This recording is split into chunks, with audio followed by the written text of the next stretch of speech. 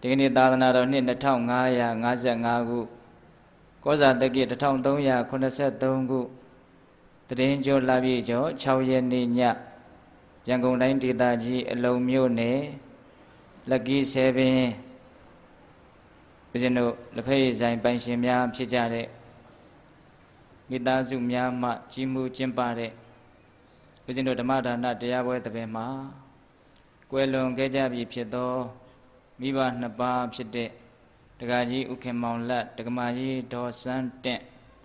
ဦးလေးဦးကျင်ဝံတို့အားရည်စူးပြီးတော့ကျန်ရစ်ကြတဲ့ညီကိုမောင်နှမမိသားစုများက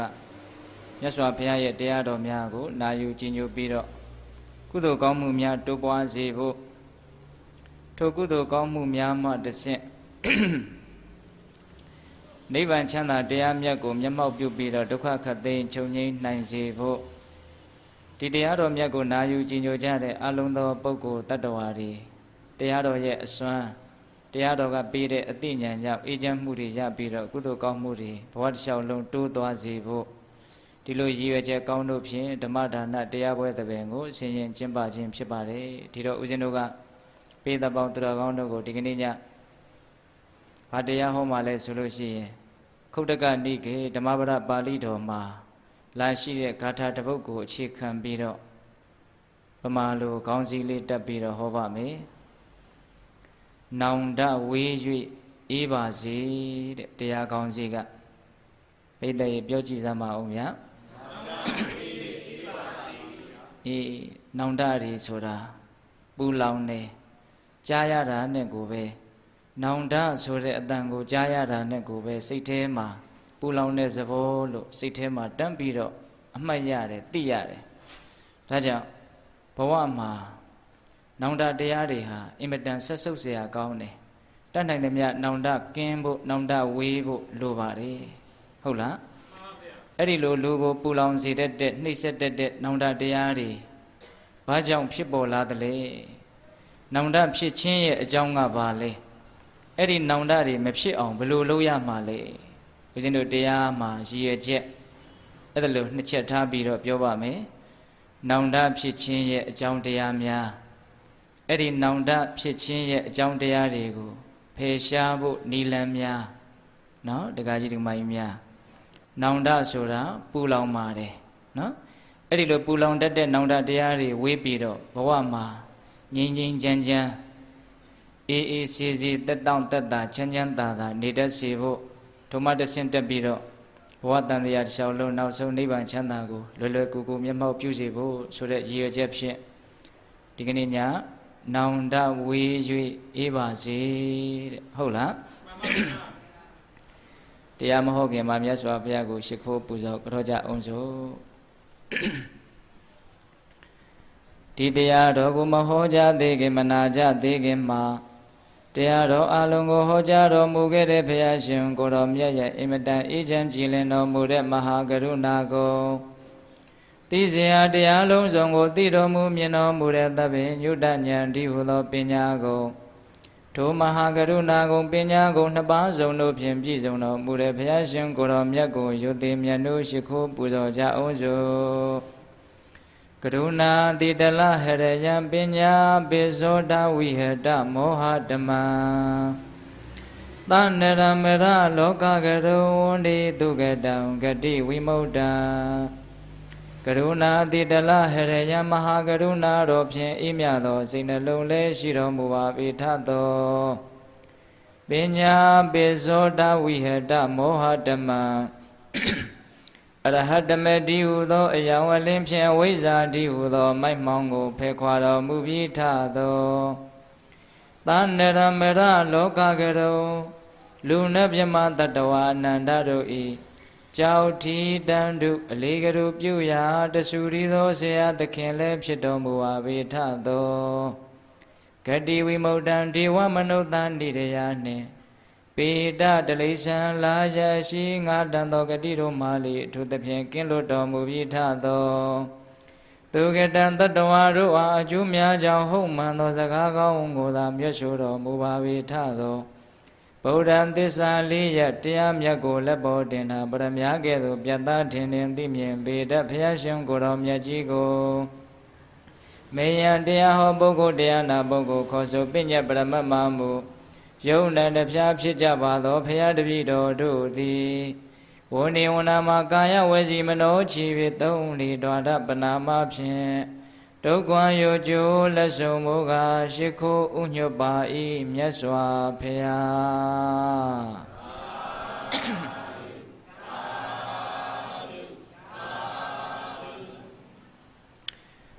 ဦးဇင်းတို့ဒီကနေ့ညနောင်တဆိုတဲ့တရားနဲ့ပတ်သက်ပြီးတော့နောင်တတွေဟာဘာကြောင့်ဖြစ်ပေါ်လာတတ်သလဲအဲ့ဒီနောင်တတရားတွေမဖြစ်အောင်ဘယ်လိုကြိုးစားကြရမှာလဲဆိုတဲ့အပိုင်းကလေးတွေကိုပြောသွားရအောင်ဦးဇင်းတို့ဥစွာပထမမြတ်စွာဘုရားဟောတော်မူခဲ့တဲ့ဓမ္မပဒပါဠိတော်မှာလာရှိတဲ့နောင်တရစီတတ်တဲ့အကြောင်းတရားနှစ်ပါးကိုမပြောသေးခင်မှာဘုရားမဖြစ်ခင်ဘုရားအလောင်းတော်ဘဝဇနတန္တလို့အမည်ရတဲ့ရှင်ဘုရင်ကြီးတစ်ပါးဖြစ်ခဲ့ဘူးတဲ့ဦးဇင်းတို့ဘုရားလောင်းတော်ကြီးဇနတန္တတဲ့အင်မတန်မင်းကျင့်တရားနဲ့ပြည့်စုံတယ်သဘောထားကြီးတယ်သီလသမာဓိပညာနဲ့ပြည့်စုံတယ်တိုင်းသူပြည်သားတွေကိုတရားဓမ္မနဲ့အုပ်ချုပ်တယ်အမြဲတမ်းဆုံးမတယ်ဇနတန္တမင်းကြီးဆိုတာရှိခဲ့ဘူးတဲ့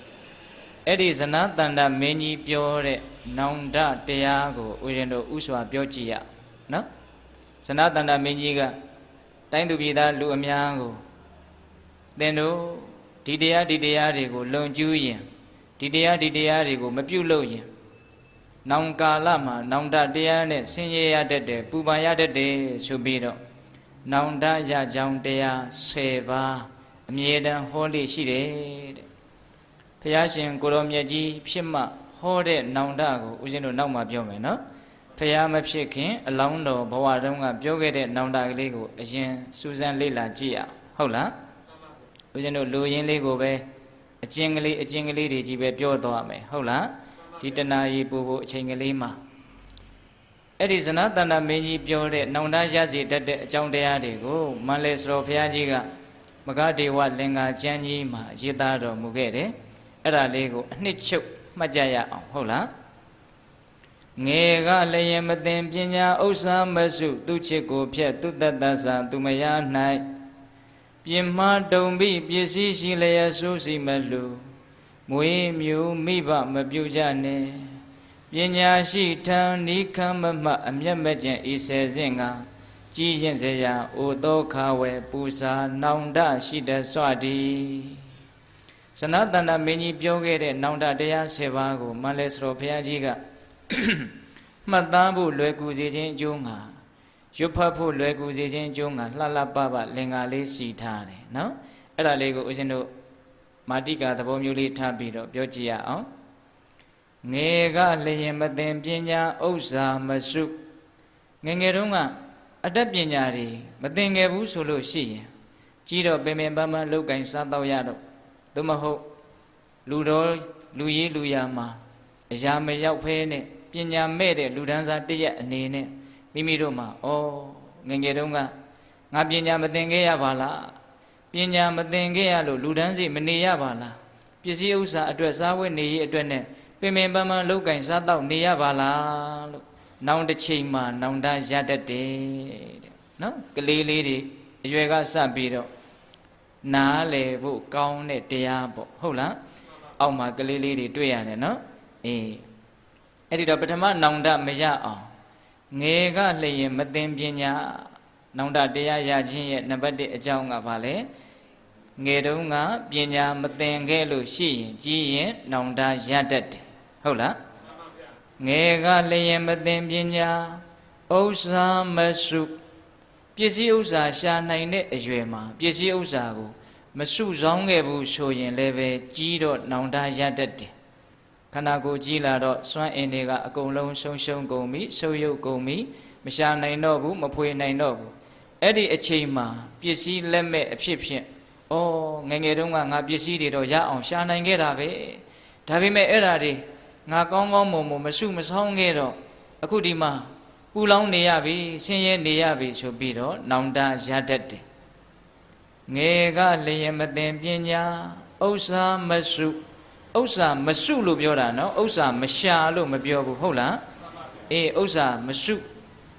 ရှာတာတဲ့စုတာကပို့ပြီးတော့အရေးကြီးတယ်ဘလောက်ပဲရအောင်ရှာမစုမဆောင်းလို့ရှိရင်ဒုက္ခရောက်မှာပဲဟုတ်လားသုံးမယ်ဆိုရင်ရှာခြင်းတလောက်ရှာကိုအောင်သုံးလို့ရတာပဲဗျဟုတ်လားအဲ့ဒီတော့ကြီးတော့ပစ္စည်းဥစ္စာနဲ့ပတ်သက်တဲ့အယူဆတစ်ခုကရှာနိုင်ဖို့တဲ့စုဆောင်းနိုင်ဖို့ကအရေးကြီးတယ်အဲ့လိုစကားလေးတွေကိုတိတိကျကျလေးနားလည်ရမယ်နော်အေးဒါကြောင့်ငယ်တုန်းကပညာမသင်ခဲ့ရင်နောင်တရမယ်ငယ်တုန်းကဥစ္စာမစုခဲ့ရင်ကြီးတော့နောင်တရမယ်ငယ်ကလျင်မသင်ပညာဥစ္စာမသုသူချစ်ကိုဖြက်သူတတသာသူချစ်ကိုဖြက်တဲ့နော်တပါးသောသူတို့ရဲ့ချစ်ချင်းတရားတွေကိုပြက်ပြားစေတဲ့စကားမျိုးနော်ကိုပြောလိုက်လို့စီလုံးမှုတွေပြက်ပြားသွားတယ်ချစ်တဲ့သူနှစ်ဦးရဲ့အချစ်တွေခန်းချောက်သွားတယ်အဲ့ဒါကြောင့်သူတို့စိတ်ဆင်းရဲသွားကြတယ်အဲ့ဒါမျိုးတွေကိုလှုပ်ခဲ့ဘူးမယ်ဆိုရင်ကြီးလာတော့နောင်တရတတ်တယ်တဲ့ဟုတ်လားကိုယ်စကားကြောင့်လူသားအချင်းချင်းစီလုံးမှုမပြက်ပြားစေသင့်ဘူးဟုတ်လားဘာကြောင့်လဲဆိုတော့စီလုံးမှုပြက်ပြားပြီးတော့အမုန်းတရားတွေပွားသွားတယ်ဆိုရင်အကုသိုလ်အင်မတန်ကြီးတယ်ကို့ကြောင့်သူတစ်ပါးအကုသိုလ်တွေအများကြီးကြီးသွားတာမို့လို့အဲ့ဒါနောင်တရစေတတ်တယ်ဟုတ်လားငယ်ကလျင်မသင်ပညာဥစ္စာမစုသူချစ်ကိုဖြက်သူသက်သစာစားเสียဟင်းဒီဟင်းရွက်အသီးအနှံတွေအများကြီးရှိပါလှဲ့ခင်နဲ့တနည်းအားဖြင့်ပန့်တကူအသားတွေဘာတွေလဲဝယ်စားမယ်ဆိုစားလို့ရပါလှဲ့ခင်နဲ့သူများအသက်ကိုကိုယ်တိုင်တတ်ပြီးတော့စားတာတနည်းအားဖြင့်ကိုယ့်ကြောင့်သူများအသက်သေရတာကိုစားဖို့အတွက်ကိုပယောကမကင်းမဲနဲ့ပေါ့လေဟုတ်လားအေးအဲ့ဒါလို့သူများအသက်ကိုတတ်စားရင်လည်းပဲကြီးတော့နောင်တရတတ်တယ်ဒီခန္ဓာကိုတည်တံ့ရေးအတွက်ငါလုပ်ခဲ့တာဘာမှလည်းအနှစ်ရှိတာလည်းမဟုတ်ဖဲနဲ့ဟုတ်လားအဲ့ဒါလို့ကြီးတော့အတိကလေးတွေကလည်းရှိလာမှလေငယ်ငယ်ရွယ်ရွယ်အဲ့ဒါလို့တောင်းတောင်းကြမ်းကြမ်းအစားအသောက်အတွက်နဲ့ပါဏာတိပါဒမှုတွေအများကြီးပြုခဲ့ရင်နောင်တရတတ်တယ်ငယ်ကလျင်မသင်ပညာဥစ္စာမစုသူချစ်ကိုဖြင့်သူတတ္တဆံသူမရ၌ပြမဒုံပိဟောမိမတွေမတုကာမတွေအများကြီးရှိပါလှက်ကင်နဲ့သူတစ်ပါးပိုင်နဲ့မလွတ်မလပ်အမျိုးသမီးနဲ့မှငါဒီလိုဖောက်ပြားမှုဖြစ်ရတယ်လို့ကြီးတော့နောင်တရတတ်တယ်အမျိုးသမီးဒီဘက်ကကြည့်မယ်ဆိုလို့ရှိရင်လည်းပဲငါမှကာမပိုင်လင်ယောက်ျားရှိပါလှက်ကင်နဲ့ငါသစ္စာတွေပြက်ခဲ့တယ်လို့ကြီးတော့နောင်တရတတ်တယ်ဒါကိုချက်ပြီးတော့တွေးရမယ်နော်အဲ့ဒီကိစ္စကလည်းအင်မတန်ကြီးကျယ်တဲ့ကိစ္စကြီးတစ်ခုပဲဟုတ်လားအေးဒါကြောင့်လွန်ကျူးမိရင်နောင်တတွေနဲ့ပူပန်ရတတ်တယ်နော်သူချစ်ကိုဖြတ်သူတတ္တသသူမရ၌ပြမဒုံပိပစ္စည်းရှိလျက်ဆိုးစီမလှူဟောပစ္စည်းဥစ္စာပြည့်စုံမှလှဲ့ကဲနဲ့လှူမယ်ဆိုရင်လှူနိုင်မှလှဲ့ကဲနဲ့မလှူခဲ့ဘူးမပေးခဲ့ဘူးနှမျောခဲ့တယ်ဝန်တိုခဲ့တယ်ဒါကလည်းခက်တော့ခက်ကြီးပဲလှူနိုင်ဖို့အတွက်ပစ္စည်းဥစ္စာဘယ်လောက်ရှိရမယ်လို့သတ်မှတ်ချက်ကတော့မရှိဘူးနော်ဘယ်လောက်ရှိမှလှူရမယ်လို့သတ်မှတ်ချက်မရှိဘူးနည်းနည်းရှိလဲနည်းနည်းလေးတည်းကစားကိုလှူခြင်းရင်လှူလို့ရတာပဲကိုမလှူခြင်းရင်တော့အများကြီးရှိလဲလှူလို့မရဘူးအဲ့တော့လှူရေးတန်းရေးမှာပစ္စည်းဥစ္စာကအဓိကကြတာမှန်ပေမဲ့လို့တရားတရားကပစ္စည်းဥစ္စာတဲ့ပို့ပြီးတော့အဓိကကြတယ်သူမရှိရင်ဘာမှကိုမလှူနိုင်ဘူးပစ္စည်းမရှိပေမဲ့လို့တရားတရားရှိမယ်ဆိုရင်တော့ဟုတ်လားဆွန်ကလေးတစ်စုံရေကလေးတစ်မှုတ်ဒီလောက်ကလေးကတော့လူတိုင်းပေးနိုင်တယ်နော်အေးဒါကြောင့်ပစ္စည်းရှိရတဲ့မလှူခဲ့လို့ရှိရင်ကြီးလာတော့ဩငါမယ်ကုသိုလ်ကောင်းမှုတွေလှုပ်ခွင့်ကြုံရဲ့နဲ့ငါမလှုပ်ခဲ့ဘူးငါမိုက်ခဲ့တာလို့နောင်တရတတ်တယ်တဲ့ငယ်ကလျင်မသင်ပညာဥစ္စာမစုသူချစ်ကိုဖြက်သူတတ္တဆံသူမရ၌ပြမဒုံပိပစ္စည်းရှိလျက်ဆိုးစီမလှူ6မျိုးရှိသွားပြီနော်မွေးမြူမိဘမပြူကြနဲ့ဟုတ်လားမိဘနှစ်ပါးအသက်ထင်ရှားရှိပါလေကဲနဲ့ကိုယ့်ပေါ်မှာမေတ္တာအကြီးဆုံးဖြစ်ခဲ့တဲ့ပုဂ္ဂိုလ်တွေကိုယ့်ပေါ်မှာကျေးဇူးအကြီးဆုံးဖြစ်ခဲ့တဲ့ပုဂ္ဂိုလ်တွေကိုကျေးဇူးတရားတုံ့ပြန်ရကောင်းမှမသိဘူးမေတ္တာတရားနဲ့တုံ့ပြန်ပြီးတော့ချစ်ရကောင်းမှမသိဘူးမိဘကိုမွေးခဲ့ရကျွေးခဲ့ရကောင်းမှပြုစုရကောင်းမှယူရကောင်းမှမသိခဲ့ဘူးဆိုရင်အဲ့ဒါမိဘတွေလည်းဆုံးမသွားပြီကိုကမိဘနေရာရောက်လာပြီအသက်တွေတဖြည်းဖြည်းကြီးလာပြီဘဝနောက်ကြောင်းလေးပြန်ပြီးတော့ကြည့်လိုက်တော့ဩငါမိုက်ခဲ့တာအမေဖေကိုလွမ်းဆွတ်တန်းတပြီးတော့ငါဘာမှဝတ္တရားမကြည်ခဲ့ဘူးဆိုပြီးတော့နောင်တတွေရလိမ့်မယ်တဲ့ဘယ်နှပါးရှိသွားပြီ9ပါးရှိသွားပြီအေးပြီးတော့ ကိုယ့်ရဲ့အုပ်ဆိုးတဲ့ဖခင်ကိုကလန်ကရှံပြန်ပြီးတော့လှုပ်ခဲ့ရင်လည်းပဲငါဖခင်ကငါ့ကိုလိမ္မာစေခြင်းလို့ဆုံးမတာငါကနားမထောင်ခဲ့ဘူးမထေမဲ့မြင်ပြုခဲ့တယ်ဆိုပြီးတော့လည်းပဲနောင်တရတတ်တယ်တဲ့ဘယ်နှမျိုးရှိပြီလဲ၈ချက်ရှိသွားပြီနော်မွေးမြူမိဘမပြူကြနဲ့ပညာရှိထံနီးခံမမှတ်အမျက်မကျင့်ဤဆယ်စင်ငါကုကုမြောက်ကပညာရှိသူတော်ကောင်းတွေလောကရဲ့အကြောင်းဘဝရဲ့အကြောင်းနားလည်ကြတဲ့ပုဂ္ဂိုလ်တွေဆင်းရဲကြောင်းချမ်းသာကြောင်းကိုနားလည်ကြတဲ့သိကြတဲ့ပုဂ္ဂိုလ်တွေလောကကြီးမှာအများကြီးပဲရှိတယ်အဲ့ဒါတွေကိုဆင်းရဲကြောင်းကဘာလဲလို့မေးရကောင်းမှမြင်ရကောင်းမှမသိဘူးချမ်းသာကြောင်းကဘာလဲလို့မေးရမြင်ရကောင်းမှမသိဘူးတန်တရားဆိုတာဘယ်လိုနိဗ္ဗာန်ဆိုတာဘယ်လိုထင်ရှားရှိနေတဲ့ဒီငြိမ်းချမ်းကြောင်းတရားတွေနဲ့သိနိုင်ခွင့်မြင်နိုင်ခွင့်ရှိနေတဲ့အခါမှာသိတဲ့မြင်တဲ့ပုဂ္ဂိုလ်တွေရှိလဲရှိနေပါလှဲ့ခင်နဲ့ကိုမမေးခဲ့ဘူးနီးမခံခဲ့ဘူးမစူးစောင်းခဲ့ဘူးအဲ့ဒီပုဂ္ဂိုလ်တွေရဲ့ထံမှာချင်းကပ်ပြီးတော့တပြိမခံခဲ့ဘူးမနတွေနဲ့တင်းပြီးတော့ဟုတ်လားအသိဉာဏ်ဆိုတာတူးစီကနဲ့တူးစီးဆင်းသွားရတဲ့သဘောမျိုးရှိတာကိုဗျာဟုတ်လားစကလုံးတွေကနေတခြင်းအတိပ္ပယ်ဖွင့်ဆိုချက်တွေနဲ့နားလည်ကြရတာမဟုတ်လားအေးဒါကြောင့်ပညာရှိသူတော်ကောင်းအသိအမြင်ရှုရှာတော်မူကြတဲ့ကျေပြန့်တော်မူကြတဲ့ပုဂ္ဂိုလ်ကြီးတွေရှိပါလှဲ့ခင်တဲ့ကိုကျိုးစည်းဝါအစစ်အမှန်ကိုမေးမြန်းရကောင်းမှမသိတပည့်ခံရကောင်းမှမသိတော့ကြီးတော့အဲ့ဒါဘာဖြစ်လဲဆိုတော့တောထဲမှာကျွဲကန်းကြီးလျှောက်သွားနေသလိုမျိုးဘာတရားမှမသိဘာအကျိုးအကြောင်းမှမသိချမ်းသာကြောင်းလည်းမသိဆင်းရဲကြောင်းလည်းမသိဘာမှမသိဘဲနဲ့ရှင်ကန်းတော်တို့ပေါ့နော်အေးအဲ့ဒါလိုနဲ့မှားယွင်းတဲ့အလုပ်တွေကိုလုပ်မိတတ်ပြီးတော့မှန်ကန်တဲ့အလုပ်တွေနဲ့လွဲချော်တတ်ပြီးတော့နောင်တတွေနဲ့ပူရတတ်တယ်တဲ့သူကတော်တော်ကိုအရေးကြီးတယ်လို့ထင်တယ်ဗျနော်ပညာရှိထံနီးခံမမှတ်အမျက်မကျင်ဤဆယ်စင်ငါနောက်ဆုံးတရားကတော့ငယ်ရွယ်တဲ့အချိန်ခန္ဓာကိုယ်ဆွမ်းအားဉာဏ်ဆွမ်းအားစိတ်ဓာတ်ဆွမ်းအားတွေလည်းရှိသူတော်ကောင်းတရားကိုဘယ်လိုကျင့်ရတယ်ဆိုတဲ့နိလန်းတွေကိုလည်းပြည့်ပြည့်စုံစုံသိတယ်အားလုံးအယံသင့်ဖြစ်နေခဲ့ပါလှဲ့ခဲ့နဲ့မြတ်သောအကျင့်ကိုအကြောင်းအမျိုးမျိုးကြောင့်မကျင့်မိဘူးပိဋကဟိအကြောင်းတွေတော့မပြောတော့ဘူးဗျအကြောင်းအမျိုးမျိုးကြောင့်ကတော့ဟုတ်လားအမျက်မကျင့်ရခြင်းရဲ့အကြောင်းအမျိုးမျိုးအကြောင်းကိုပြောမယ်ဆိုရင်တရားကတဏှာကြီးအတွင်းအဲ့ဒီအကြောင်းအမျိုးမျိုးတွေပြောနေတာနဲ့ပြီးတော့မှမဟုတ်တော့ဟင်တရားမကျင့်နိုင်ခြင်းရဲ့အကြောင်းအမျိုးမျိုးတွေအများကြီးမရှိဘူးလားရှိတယ်အဲ့ဒါဘာလဲဆိုတော့ကိုယ်အတွေးလေးနဲ့ကိုယ်အဟုတ်ကြီးမှန်နေတာအဲ့ဒါပဲတရားမကျင့်ခြင်းရဲ့အကြောင်းအမျိုးမျိုးကိုအကျဉ်းချုပ်လိုက်ရင်တခါကြီးရဲ့အဲ့ဒါပဲဗျကိုယ်အတွေးလေးတွေကိုကိုယ်အမှန်ထင်နေတာဟုတ်လားကိုယ်အတွေးကိုကိုယ်အမှန်ထင်နေတာဘုရားအစရှိတဲ့ပညာရှိသူတော်ကောင်းကြီးတွေကမြတ်သောအကျင့်ကိုကျင့်လို့သူတို့ကတော့မေတ္တာကရုဏာပြဋ္ဌာန်းပြီးတော့ပြောတာပဲကိုယ်လည်းကြားတာပဲသိတာပဲဒါပေမဲ့သူတို့ခိုင်းတာကိုအကောင်ထဲဖော်ပြတာများသလားကိုယ်အတွေးတွေကခိုင်းတာတွေကိုအကောင်ထဲဖော်ပြတာများလားအေးအတွေးတွေကလည်းအမျိုးကိုစုံနေတာပဲလူအများကြီးရဲ့အတွေးကိုပြောနေတယောက်တည်းရဲ့အတွေးကိုအမျိုးမျိုးရှိလိမ့်မယ်ဟုတ်လားအဲ့ဒီအတွေးပေါင်းစုံတို့ရဲ့လှည့်စားချက်ဓာတ်ကိုမိပြီးတော့ခွန်အားတွေရှိတုံးကမြတ်သောအကျင့်ကိုမကျင့်လိုက်မိဘူးတဲ့အဲ့ဒါအသက်ကြီးလာတော့အိုမင်းလာတော့သေပေါက်သေဝရောက်လာပြီဆိုတော့နောင်တတွေနဲ့ပူရတတ်တယ်နောင်တတရားဘယ်နှမျိုးလဲ10မျိုးအဲ့ဒါဇနတန္တမင်းကြီးပြောတဲ့နောင်တ10ပါးတဲ့ဗျာသူတိုင်းသူပြည်သားတွေကိုသူအမြဲတမ်းဆုံးမတဲ့နော်ဒါကြောင့်အချိန်ရှိတုံးအရွယ်ရှိတုံးမှာကြီးလာတဲ့အခါမှာနောင်တတရားတွေနဲ့မပူလောင်ရအောင်ဒီ10မျိုးကလည်းပဲမှတ်သားစရာအင်မတန်ကောင်းတယ်လို့ဦးဇင်းတို့ကတော့ထင်တယ်ဟုတ်လားဒါကြောင့်လူငယ်တွေအတွက်လည်းရည်ရွယ်ပြီးတော့ပြောလိုက်ပါတယ်နော်ထပ်ပြီးတော့ဏိကုံးကျုပ်လေးတစ်ခေါက်ရွတ်မယ်နော်အဲ့ဒီလင်္ကာလေးကိုငယ်ကလျင်မသိပညာဥစ္စာမစုသူချစ်ကိုဖြက်သူတတ္တဆာသူမယား၌ပြင်းမှားတုံပြီးပစ္စည်းရှိလျက်ဆိုးစီမဲ့လူမွေးမြူမိဘမပြူရနဲ့ပညာရှိထံနီးခံမမှတ်အမျက်မကျင်ဤဆယ်စင်ကကြီးရင်စရာအိုသောခါဝဲပူစာနောင်တရှိတဲ့စွာဒီဒါနောင်တတရား10ပါးဟုတ်လားအေးဦးဇင်းတို့အခုဆက်ပြီးတော့ပြောမှာကမြတ်စွာဘုရားဓမ္မပဒပါဠိတော်မှာဟောကြားတော်မူခဲ့တဲ့ဂါထာလေးကိုအခြေခံပြီးတော့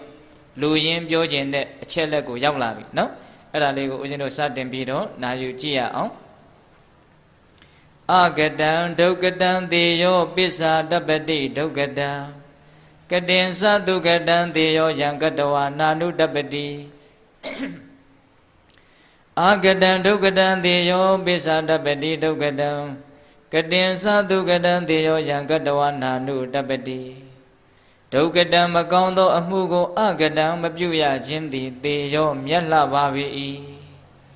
မကောင်းတဲ့အလုပ်တွေမကောင်းတဲ့အပြောတွေမကောင်းတဲ့အကြံစီတွေကိုမလုပ်ရခြင်းမပြောရခြင်းမတွေးမကြံရခြင်းသည်မြတ်လှပါတယ်တဲ့စပြောလိုက်တယ်နော်ဘာလို့မကောင်းတာကိုမလုပ်ရဘဲနဲ့ရှောင်ရတာဟာမြတ်တယ်လေဆိုတော့အကြောင်းပြချက်လေးကစိတ်ဝင်စားစရာကောင်းတယ်ပိစ္ဆာတပ္ပတိဒုက္ကတံတဲ့ဒုက္ကတံမကောင်းမှုဆိုတာပိစ္ဆာနောက်ကာလ၌တပ္ပတိပူလောင်ရတတ်တယ်နောင်တတွေနဲ့ပူလောင်ရတတ်တယ်တဲ့နော်စကားလေးနှစ်ခွန်းပြန်ပြီးတော့ဆက်ကြည့်ရအောင်နော်မကောင်းမှုကိုမလုပ်ရခြင်းဟာမြတ်တယ်ဘာကြောင့်လဲဆိုတော့မကောင်းမှုဟာနောင်တစ်ချိန်မှာအကြီးအကျယ်ပူရတတ်တယ်ဒါကြောင့်မကောင်းမှုကိုမလုပ်ရခြင်းဟာမြတ်တယ်လုံးမိရင်နောင်မှပူရမှဆိုးလို့မလုံးမိခြင်းသည်သာလျှင်မြတ်တယ်မလုံးမိခြင်းကမြတ်တယ်ဆိုတော့လုံးမိခြင်းကမမြတ်ဘူးပေါ့ဟုတ်လားမြတ်တယ်ဆိုတဲ့စကားလေးကိုဦးဇင်းတို့မကြာခဏအဓိပ္ပာယ်ဖွင့်ဘူးပါတယ်မြတ်တယ်ဆိုတာမယုံညံ့ဘူးလို့လည်းပဲဆိုလိုတယ်မဟုတ်လားမရှုံးဘူးလို့လည်းဆိုလိုတယ်မဟုတ်လားအေးတကယ်လို့မမြတ်ဘူးဆိုရင်တော့ယုံညံ့တယ်လို့လည်းဆိုလိုတယ်ရှုံးသွားတယ်လို့လည်းပြောလို့ရတယ်ဟုတ်လားဒါကြောင့်မကောင်းမှုကိုရှောင်လိုက်ရခြင်းသည်မြတ်တယ်ဘာကြောင့်လဲမကောင်းမှုသည်ပူရတတ်တယ်ဒါကြောင့်နံပါတ်1နောင်တရခြင်းရဲ့အကြောင်းတရားဟာဘာလဲဆိုလို့ရှိရင်မကောင်းမှုကိုပြုမိခြင်းသည်နောင်တရခြင်းရဲ့အကြောင်းအဲ့ဒီနောင်တကိုဦးဇင်းတို့ကမှတ်လွယ်အောင်နာမည်လေးပေးလိုက်ခြင်းတယ်မိုက်နောင်တလို့နာမည်ပေးလိုက်ခြင်းဘာနောင်တတဲ့တော့မိုက်နောင်တကိုမိုက်လို့ဖြစ်ရတဲ့နောင်တဟုတ်လားမဟုတ်တာတွေလုံးမိလို့မမှန်တာတွေပြောမိလို့နော်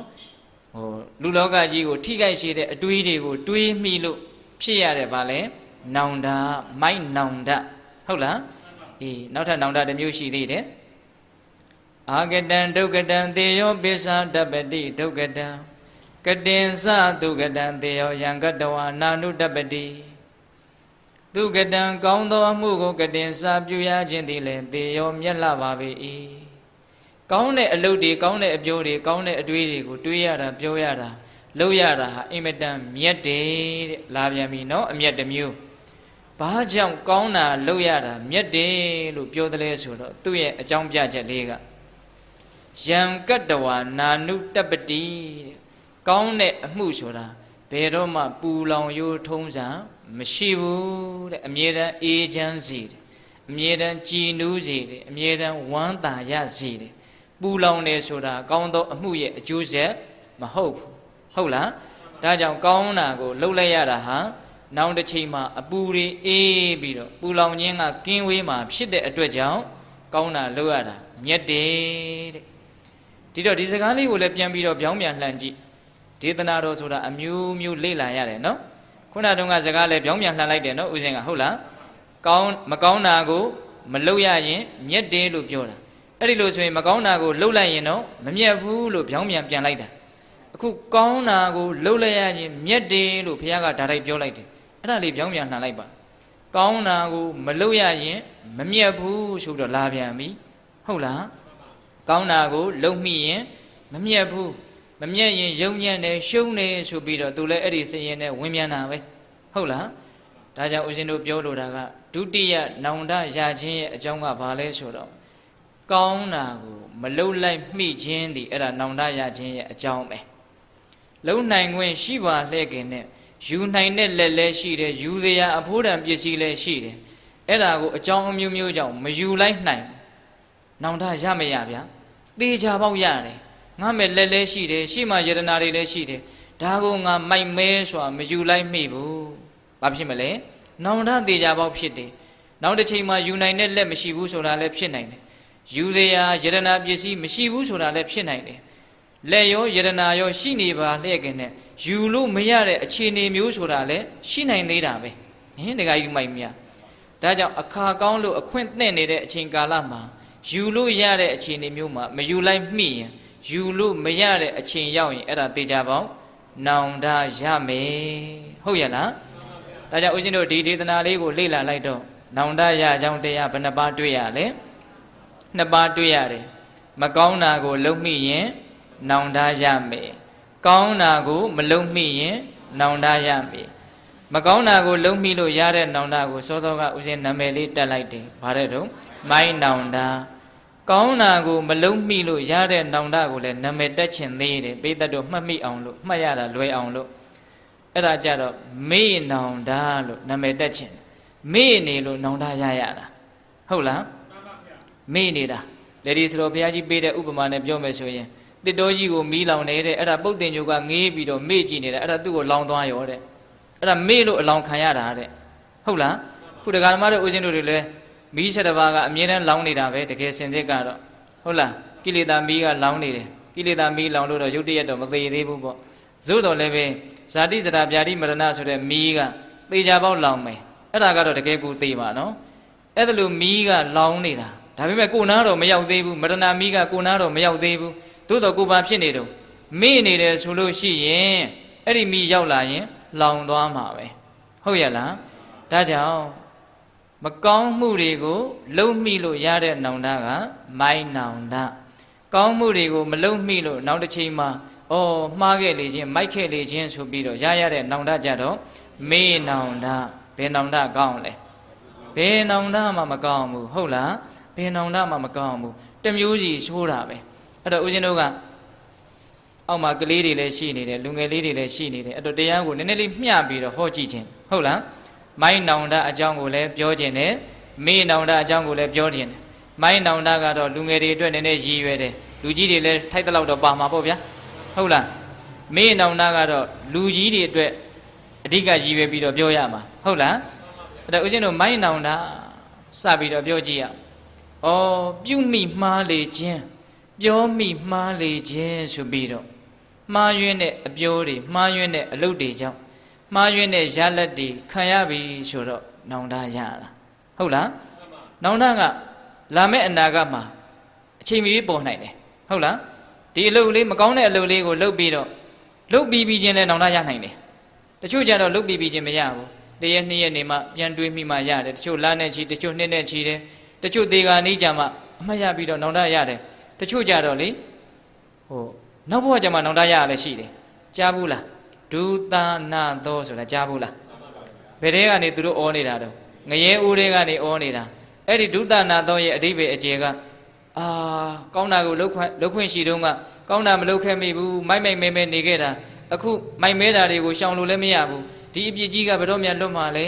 တကယ်လို့များလူဘဝပြန်ရောက်ရင်ဒါမျိုးတွေမလုပ်တော့ပါဘူးလို့နောင်တတရားနဲ့ဘာလုပ်နေတာလဲဆိုတော့ငရဲပြည်ကနေဖြောင်းချက်လှမ်းပေးနေတာသူတို့ဘာတွေလုပ်ခဲ့ပါလဲအဲ့ဒါမျိုးနောက်မလုပ်တော့ပါဘူးတော်တော်မှားတာပဲလို့သူတို့ကြတော့ဘယ်ကြမှာနောင်တရငရဲပြည်ရောက်မှနောင်တရတာလှုပ်တုံးကတော့ပျော်ပျော်ရွှင်ရွှင်ပဲတထေသား၄ယောက်ဘဝနဲ့လှုပ်သွားတာလေဟုတ်လားဒါကြောင့်နောင်တကလည်းအနာဂတ်မှာ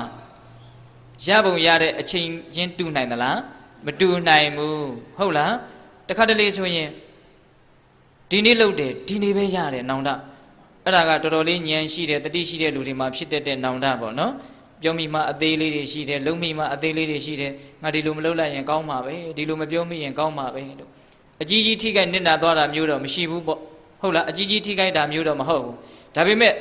အသေးလေးကလည်းအသေးလေးနဲ့တန်တိအလျော်ဆိုတာနှလုံးသားကိုဆုတ်ချတာပဲဗျ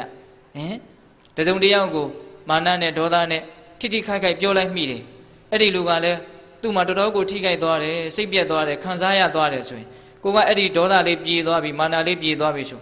ငါဘာလို့မြန်ပြောလိုက်မိပါလေမပြောလိုက်မိရင်အကောင်းသာအဲ့ဒါပါလေနောင်တရတာနော်အဲ့လိုစောစောစီးစီးရလို့ရှိရင်တော့မဆိုးဘူးပေါ့ဗျာနောက်ဒါမျိုးငါမပြောဘူးဆိုတဲ့အတွေးလေးပေါ်နိုင်တယ်ဟုတ်လားတချို့နောင်တတွေကြတော့နှောင်းမှရတာသေဂာနီးမှရတဲ့နောင်တတွေရှိနောက်ဘဝမကောင်းတဲ့နေရာကျမှရတဲ့နောင်တတွေရှိနော်တော်တော်ကြောက်စရာကောင်းတဲ့နောင်တတွေပေါ့ဟုတ်လားအဲ့ဒီတော့နောင်တတွေနဲ့ပတ်သက်ပြီးတော့ပြုမိမှားပြောမိမှားတွေဦးဇင်းတို့အရေးကြီးတာလေးတွေကြီးရွေးပြီးတော့ပြောခြင်းနော်တန်းပြီးတော့ပဲဖြတ်ပြီးတော့ပဲပြောလိုက်မယ်ဗျာအမေအဖေနဲ့ပတ်သက်ပြီးတော့နောင်တမရကြပါစေနဲ့ဟုတ်လားဒါအရေးကြီးတာကိုအရင်ပြောလိုက်တယ်နော်အမေအဖေရှိကြသေးတယ်အမေအဖေနဲ့ပတ်သက်ပြီးတော့နောင်တမရကြပါစေနဲ့နော်ပြုမိမှားပြောမိမှားတွေကြောင့် ပူလောင်ရတယ်ဗျကိုကဒါဟာကြည်သူအကြည်ဆုံးမေတ္တာအကြည်ဆုံးလို့နားလေတယ်သိတယ်ဟောဒေါသအလျောက်မခံကျင်သိအလျောက်ကိုယ့်ရဲ့မကျေနပ်မှုအလျောက်ပြောတော့ပြောလိုက်တာပဲပြောလည်းပြီးရောဆင်းရဲတော့တာပဲဟုတ်လားဒါကကိုကအသိဉာဏ်လေးရှိလို့တချို့အသိဉာဏ်မရှိတဲ့အင်မတန်မိုက်မဲတဲ့ပုဂ္ဂိုလ်တွေကြတော့ကိုရီးလက်ရောက်တောင်မိဘရဲ့အပေါ်မှာနောင်တရတဲ့အကြောင်းတွေကိုလှုပ်တက်တယ်အဲ့ဒါလူငယ်တွေအတွက်နည်းနည်းလေးရည်ရွယ်ပြောပြမယ်ဦးဇင်းတို့မြတ်စွာဘုရားလက်ထက်ကအင်မတန်ဆူဆုံးမရခက်တဲ့ယဟန်တစ်ပါးရှိတယ်ဒုပ္ပဇလို့ခေါ်တာပေါ့လေပြောရခက်တဲ့ယဟန်ပေါ့အဲ့ဒါမြတ်စွာဘုရားကခေါ်ပြီးတော့ဆုံးမတယ်จิตသားအပြောရမခက်နဲ့အပြောရခက်ရင်မင်းရေရှည်ဆင်းရဲလိမ့်မယ်မင်းအရင်တုန်းကလည်းအပြောရခက်လို့မင်းရေရှည်ဆင်းရဲခဲ့ရဘူးပြီဆိုပြီးတော့ဦးဇင်းတို့စတုဒ္ဒဝရဇတ်ဇလန်းလေးတူတာရှိတယ်မိတ္တဝိန္ဒကဇတ်လို့လည်းဇလန်းတစ်ပုဒ်ရှိတယ်မိတ္တဝိန္ဒကတဲ့တခုသောဘဝတုန်းကအဲ့ဒီယဟန်ကမိတ္တဝိန္ဒကဆိုပြီးတော့တထေးသားတစ်ယောက်ဖြစ်တာဗျနော်အဲ့ဒီမှာတထေးကြီးကသေသွားတော့မိခင်မုတ်ဆိုးမကြီးနဲ့နေတာအဲ့ဒါဘာစကားမှနားမထောင်ဘူးဒီမိခင်ကြီးပြောတဲ့စကားကိုမိခင်ကြီးကသောတာပန်ကြီးကတ္တပမြတ်စွာဘုရားလက်ထက်မိခင်ကြီးကသောတာပန်ကြီးသောတာပန်ဆိုတော့အမှန်လေးအများကြီးမြင်ပြီလေလုံးဝမမှားတော့ဘူးလို့တောင်ပြောလို့ရပါတယ်ဟုတ်လားယဟန္တာဆိုရင်တော့လုံးဝမမှားဘူးပေါ့သို့တော့သောတာပန်လည်းပဲအပေကြလောက်အောင်တော့မမှားတော့ဘူးပေါ့ဟုတ်လားအေးသားကိုလမ်းညွှန်တယ်အမြဲတမ်းဆိုဆုံးမတယ်ဒါပေမဲ့ဘယ်တော့မှနားမထောင်ဘူးနော်နားမထောင်တော့ဒီနေ့တော့မိခင်ကြီးကသောတာပန်ဆိုတော့တန်ရောစဉ်ကမကုန်သေးဘူးကိုကဝမ်းနဲ့လွယ်ပြီးတော့မွေးခဲ့ရတဲ့သားဆိုတော့မိုက်တော်လည်းပဲချစ်နေရတာပေါ့လေဟုတ်လားအဲ့ဒါနဲ့ငါသားမင်းเจ้าတော်ကိုသွားပြီးတော့ဥပုံဆောင်မယ်တရားနာမယ်ဆိုရင်မိကငွေ1000ပေးမယ်ငွေနဲ့ဖျားယောင်းတာအဲ့ဒါသွားတော့သွားပါရဲ့ဥပုပ်ကလေးယူပြီးတော့တီလာတော့ရတယ်ဘာတရားမှမနာဘူးဂျောင်းတနေရမှာအိပ်ပြီးတော့မနဲ့လင်းတော့ပြန်လာတယ်အင်းလေးရောက်ရောအမေကိုအတင်းအာရမငွေ1000တောင်းတယ်အဲ့ဒါမေကြီးကပေးတယ်အဲ့ဒီငွေ1000ကိုအမိပြုတ်ပြီးတော့သူကုံသွားကူတာဗျသင်္ဘောစိတ်မှာအဲ့ဒါကံအားလျော်စွာငွေ3,2000သူ့မဲ့စုမိတယ်တဲ့အဲ့တော့သူကဘာလုပ်တုံဆိုတော့လောဘတွေတက်လာပြီးတော့ဒီမိခင်ကြီးငါ့ကိုတိတ်ဆရာလုပ်တာပဲသူနဲ့တော့အတူမနေဘူးဆိုပြီးတော့ဟိုပင်လေကိုဖြတ်တဲ့ရွက်လေတစင်းသူဝယ်တယ်ဟုတ်လားဝယ်ပြီးတော့သူပင်လေကိုဖြတ်မယ်ဆိုပြီးတော့ဖြတ်တာမေကြီးကိုသူတိုင်မင်တယ်တိုင်မင်တာမဟုတ်ပါဘူးသူကဆုံးဖြတ်ပြီးမှပြောတာပါအဲ့တော့မေကြီးကငါသားမေတစ်ခုသားတစ်ခုဒီမှာပစ္စည်းတွေအများကြီးရှိတယ်ဒါမင်းဟာတွေကြီးပဲဘာကိစ္စသွားမှာတော့ဘယ်လို့မှတားလို့မရဘူးတားလို့မရတော့မေကစိုးရိမ်စိတ်နဲ့သားကိုလက်ဆွဲတာမသွားပါနဲ့ငါသားရဲ့သူ့လက်ကိုဆွဲရကောင်းမလားဆိုပြီးတော့ယုံပြီးတော့တခါတည်းမေကိုရိုက်ထားခဲ့တာဗျာအဲ့ဒါမေကြီးကလဲပြီးတော့နေရစ်တာသောတာပန်မိခင်ကြီးမိခင်မှာရိုးရိုးမိခင်မဟုတ်ဘူးသောတာပန်မိခင်ကြီးအဲ့တော့အပြစ်ကတော်တော်ကြီးကြီးသွားတာပေါ့နော်ငကိုတုံးကလည်းသူ့စိတ်ထဲမှာဒီမိခင်ကြီးပေါ်မှာမကျေနပ်တဲ့စိတ်တွေကလည်းမနောကံအနေနဲ့လွန်ကျူးတာတွေလည်းအများကြီးရှိမှာပေါ့အေးအဲ့ဒီအပြစ်တွေကိုပိုက်ပြီးတော့သူသွားတာအဲ့ဒီသင်္ဘောနဲ့သူသွားတာသွားတော့သင်္ဘောပြက်တော့သူဟိုလူယုံမှာစရင်သူ့ကိုကြတာမဲချတော့အဲ့ဒါ၃ချိန်တိတိကြတော့သူ့ကိုဖောင်ကလေးတစ်ခုပေါ်မှာတင်ပြီးတော့မျောလိုက်တာဦးဇင်းတို့အကျမ်းမြင့်ပဲပြောမယ်နော်အေးအရှိကြီးပြောလို့အချိန်မရတော့ဟုတ်လားအဲ့ဒီတော့သူဘယ်ရောက်သွားတုံးဆိုတော့ဖောင်ကလေးနဲ့မျောသွားတော့ဟိုပြိတ္တာမတွေနေတဲ့နေရာတစ်ခုကိုတွေ့တာပင်လေသမုဒ္ဒရာဆိုတာအင်မတန်ကျယ်ဝန်းတယ်ဆန်းကျယ်တယ်အဲ့ဒါသူကပြိတ္တာတွေတော့မသိဘူးအဲ့ဒါဖန်ဗိမာန်နဲ့ပြိတ္တာမ9ယောက်တွေ့တယ်နေဆန်ညခံပေါ့လေ9ရက်ခံ9ရက်ဆန်နဲ့အဲ့ဒါနဲ့သူ9ရက်ဆန်သားပြီးတော့9ရက်ခံလဲကြတော့သူမနေနိုင်ဘူးဆက်ပြီးတော့ခီးထွက်တယ်နောက်ထပ်14ယောက်နဲ့တွေ့တယ်ဟုတ်လားနောက်ဆုံး32ယောက်နဲ့တွေ့တယ်အဲ့ဒါလည်းသူအကုန်လုံးကိုစွန့်ပြီးတော့သွားတာပဲသွားတော့နောက်တော့ဘာရောက်သွားတော့ဆိုတော့တကားပေါက်၄ပေါက်နဲ့အုတ်တတိုင်းကြီးခတ်ထားတဲ့သူကတော့မြို့လို့ထင်တာအမှန်ကတော့ငရဲကိုရောက်တာနော်အဲ့ဒါသူကမြို့ထင်ပြီးတော့ငါဒီမြို့ထဲဝင်ပြီးတော့ဘူကြမယ်ဆိုပြီးတော့ဝင်သွားတာဟိုလည်းရောက်ရောသူတော်တော်ပျော်သွားတယ်ဟာလူတွေကတဲ့အများကြီးပဲတဲ့အဲ့ဒီလူတွေကခေါင်းမှာဟိုကြာပန်းကလေးတွေပန်းပြီးတော့ဟုတ်လားမျက်နှာပေါ်မှာလည်းပဲစန္ဒကူးကြီးလေးတွေလိမ့်ပြီးတော့ဟုတ်လားတကူလုံးလည်းပဲရင်လွှမ်းတစားတွေနဲ့လှလှပပပါဇက်ကလည်းတေးသချင်းတွေတီးချိုးပြီးတော့ပျော်ရွှင်နေကြတာပဲတဲ့ဟာတော်တော်ဟုတ်တာပဲဆိုတော့သူကအပျော်တတ်တွေကူးပြီးတော့အဲ့ဒီလူတွေရဲ့ခေါင်းမှာပန်ထားတဲ့ဘဒုံမာကြာပန်းကိုတောင်းတာအမှန်စင်စစ်အဲ့ဒါတွေကဘဒုံမာကြာပန်းမဟုတ်ဘူးသင်တုံးသားဇက်တွေ အဲ့ဒါငရဲပြီဒါပေမဲ့သူ့ရဲ့ဆိုးဆုံးမခဲ့ချင်းကိုအကြောင်းပြုပြီးတော့မိုက်နောင်တရဖို့အကြောင်းကလေးဖမ်းလာပုံကလေးကစိတ်ဝင်စားတယ်နော်မအေကိုစော်ကားခဲ့တယ်ဟုတ်လားမကောင်းတာလုပ်ခဲ့တယ်အဲ့ဒီကံတွေကသူ့ကိုလှည့်စားတာဒါပေမဲ့သူကလှည့်စားတယ်လို့ဘယ်သိမှလဲနော်အဲ့ဒီသင်တုံးဆက်ကိုဘယ်တော့မှကြာပန်းထင်တယ်ဟုတ်လားခေါင်းကနေပြီးတော့ပြက်လို့စင်စင်ရရသွေးတွေစီးကြနေတာကိုဟောနန္တကူးရည်တွေလိမ့်ထားတာလို့သူကထင်တာအဲ့ဒီလူတွေကိုလှုပ်မရအောင်ရင်ဘက်ကိုကန့်လန့်ပြက်ခါကျိုးနဲ့ခိုင်ခိုင်မြဲမြဲတုတ်ထားတာကိုသူကရင်လွှမ်းတစားတွေလို့ထင်တာအဲ့ဒီလူတွေကအော်ဟစ်ပြီးတော့ငိုယိုးနေကြတာကိုတချင်းတွေရှူပြီးတော့ပြောနေတယ်လို့ထင်တာတဲ့အဲ့ဒါနဲ့တောင်းတယ်သူကမရမကတောင်းတယ်နော်တောင်းတော့ဟိုကလည်းပေးတာပေါ့ဗျာအဲ့ဒီလူကကံကုံကနီးအဲ့လိုဖြစ်တဲ့နော်အဲ့ဒါသူ့ကိုရော့လို့လည်းပေးလိုက်ရောသူကောင်းဘော်ကိုတန်းရောက်လာတယ်အဲ့ဒီပုံစံကြီးသူတန်းဖြစ်သွားတယ်အဲ့ဒီကြတော့မှသင်လုံးဆက်ကြီးမှသူသိတယ်ငိုတော့တာပဲအဲ့ဒီကြမှာနော်ဒါကြောင့်ဦးဇင်းတို့ဗမာစကားပုံလေးရှိတယ်လေငရဲပန်းကိုရွှေပန်းထင်ဆိုတာအဲ့ဒါကိုပြောတာဟုတ်လားတကယ်စင်စစ်ကငရဲပန်းသို့တော်လည်းပဲအကုသိုလ်ကံတွေကလှည့်စားတော့ရွှေပန်းထင်တာဟုတ်လားအဲ့ဒီမှာ तू ရုံးထွက်မယ်ဆိုတော့ထွက်လို့ရသေးလားမရတော့ဘူးရင်လွှမ်းတစားကလည်းဖြစ်ရှိသွားပြီအဲ့ဒီမှာသွေးတွေစီးကြပြီးတော့ तू အမြဲတမ်းငိုတယ်တဲ့အဲ့ဒါကိုမြတ်စွာဘုရားကတရှင်းပြန်ပြောတာကအဲ့ဒီဘဝတုန်းကမြတ်စွာဘုရားကရုပ်ကစိုးနဲ့မင်းတစ်ပါးဖြစ်တယ်အဲ့ဒါ तू ကတကူကြီးတဲ့နတ်ဖြစ်တော့လှဲ့လေရင်းနဲ့အဲ့ဒီဥတ္တရငရဲကိုရောက်တော့အဲ့ဒီမိတ္တဝိနကနဲ့တွေ့တဲ့အခါကျတော့နတ်မင်းနဲ့ကျုပ်မယ်ဘယ်လိုဟာတွေလုပ်ခဲ့လို့ဒါကြီးရနေတာလဲလို့ तू မေးတော့မင်းမအေကိုစော်ကားခဲ့လို့အဲ့ဒါကြီးရတာအဲ့လိုပြောတာဘယ်တော့လွတ်မှာလဲဆိုတော့ဒါကတော့မင်းကံရှိသလောက်ခံရလိမ့်မယ်အဲ့ဒီတုန်းကအဲ့ဒါမြတ်စွာဘုရားရဲ့အတွေ့အကြုံပေါ့နော်အဲ့ဒါကိုဘုရားဖြစ်တော့ပြန်ပြီးတော့ပြောပြတာจิตသားယဟန်မင်းဆိုဆုံးမခက်တဲ့အဖြစ်မျိုးမှာရေရှည်ရက်တည်မနေနဲ့မင်းဒုက္ခရောက်လိမ့်မယ်အရင်တုန်းကမင်းပြောစကားနားမထောင်ခဲ့လို့မင်းဒုက္ခရောက်ခဲ့ပြီမင်းအဲ့ဒီတုန်းကမိုက်နောင်တတွေနဲ့အချိန်ကြာမြင့်စွာငိုကြွေးခဲ့ရဘူးတယ်ဆိုပြီးတော့အဲ့ဒီမှာမြတ်စွာဘုရားအဲ့ဒီဇတ်တော်လေးကိုဟောတယ်ဒါကဥစဉ်တို့နောင်တတရားတွေထဲမှာကြီးမားတဲ့နောင်တရစေတတ်တဲ့အကြောင်းပေါ့ဟုတ်လားအေးဒါကြောင့်အရေးကြီးတာလေးတွေကိုလူငယ်လေးတွေအတွက်ဥစဉ်တို့ရည်ရွယ်ပြီးတော့ပြောပါတယ်နော်မိဘနဲ့ပတ်သက်ပြီးတော့မတိမ်ပါစေနဲ့မစောင်းပါစေနဲ့ဘာဖြစ်လို့လဲမိဘဆိုတာကိုယ့်အတွက်တာမန်လူမဟုတ်ဘူးသူများအတွက်တော့တာမန်လူပေါ့နော်ဒါပေမဲ့ကိုယ့်မိဘဟာကိုယ့်အတွက်တော့တာမန်လူမဟုတ်ဘူးသူများနဲ့တန်းတူထားပြီးတော့ဆက်ဆံလို့မရဘူးဘာဖြစ်လို့လဲကိုယ့်ပေါ်မှာမေတ္တာကြည်လွန်လို့ဟုတ်လားကိုယ့်ပေါ်မှာကျေးဇူးကြည်လွန်လို့ဟုတ်လားအေးအဲ့ဒါကမိဘနဲ့ပတ်သက်ပြီးတော့ကိုယ့်ပတ်ဝန်းကျင်မှာရှိတဲ့လူတွေ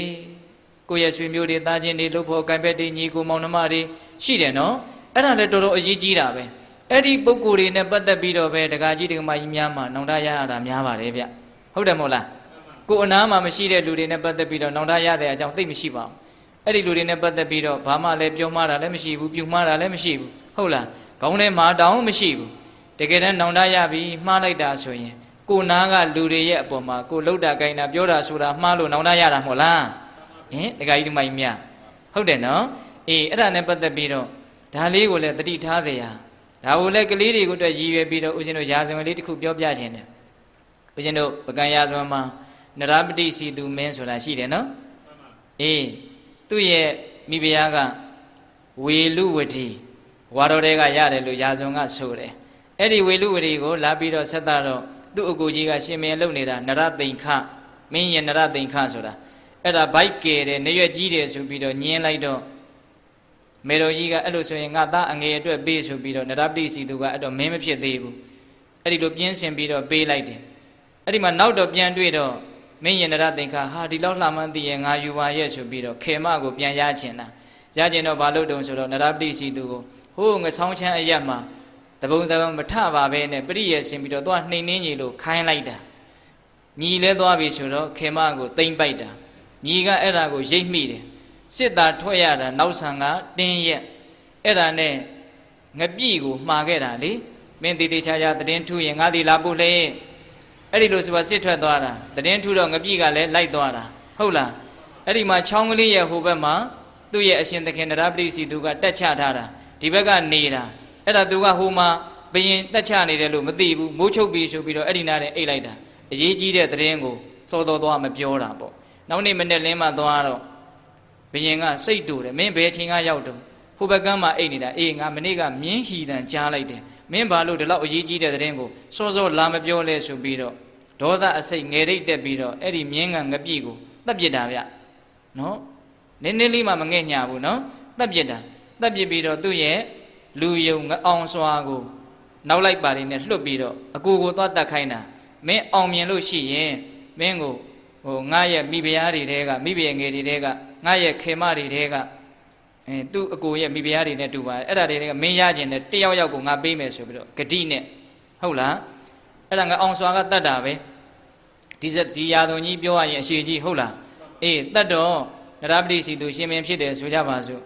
ရှင်မင်းဖြစ်တော့ငါအောင်စွာကတောင်းရောငကိုဘယင်ရဲ့မိဖုရားတွေကလည်းဒီနရပတိစီသူရဲ့မိဖုရားတွေပဲဆက်ဖြစ်တာအဲ့တော့မိဖုရားတွေကငိုကြတာကိုခြေတော့ဖက်ပြီးတော့ကျွန်ကိုတော့မပေးလိုက်ပါနဲ့အဲ့တော့ဘယင်ကြီးကပေးရခက်တော့မပေးဘူးမပေးတော့ငအောင်စွာကလည်းခတ်ထန်တယ်မယ်ဂတိပြက်တယ်ဆိုပြီးတော့တတွေးနဲ့ထွေးတာနန်းရင်မြင်ကိုနော်အဲ့ဒီမှာနရပတိစီသူကငါလိုရှင်မင်းရှိမှဒီလိုလုပ်ရမလားငအောင်စွာကိုတတ်စီဆိုတခါတည်းတတ်တာပဲ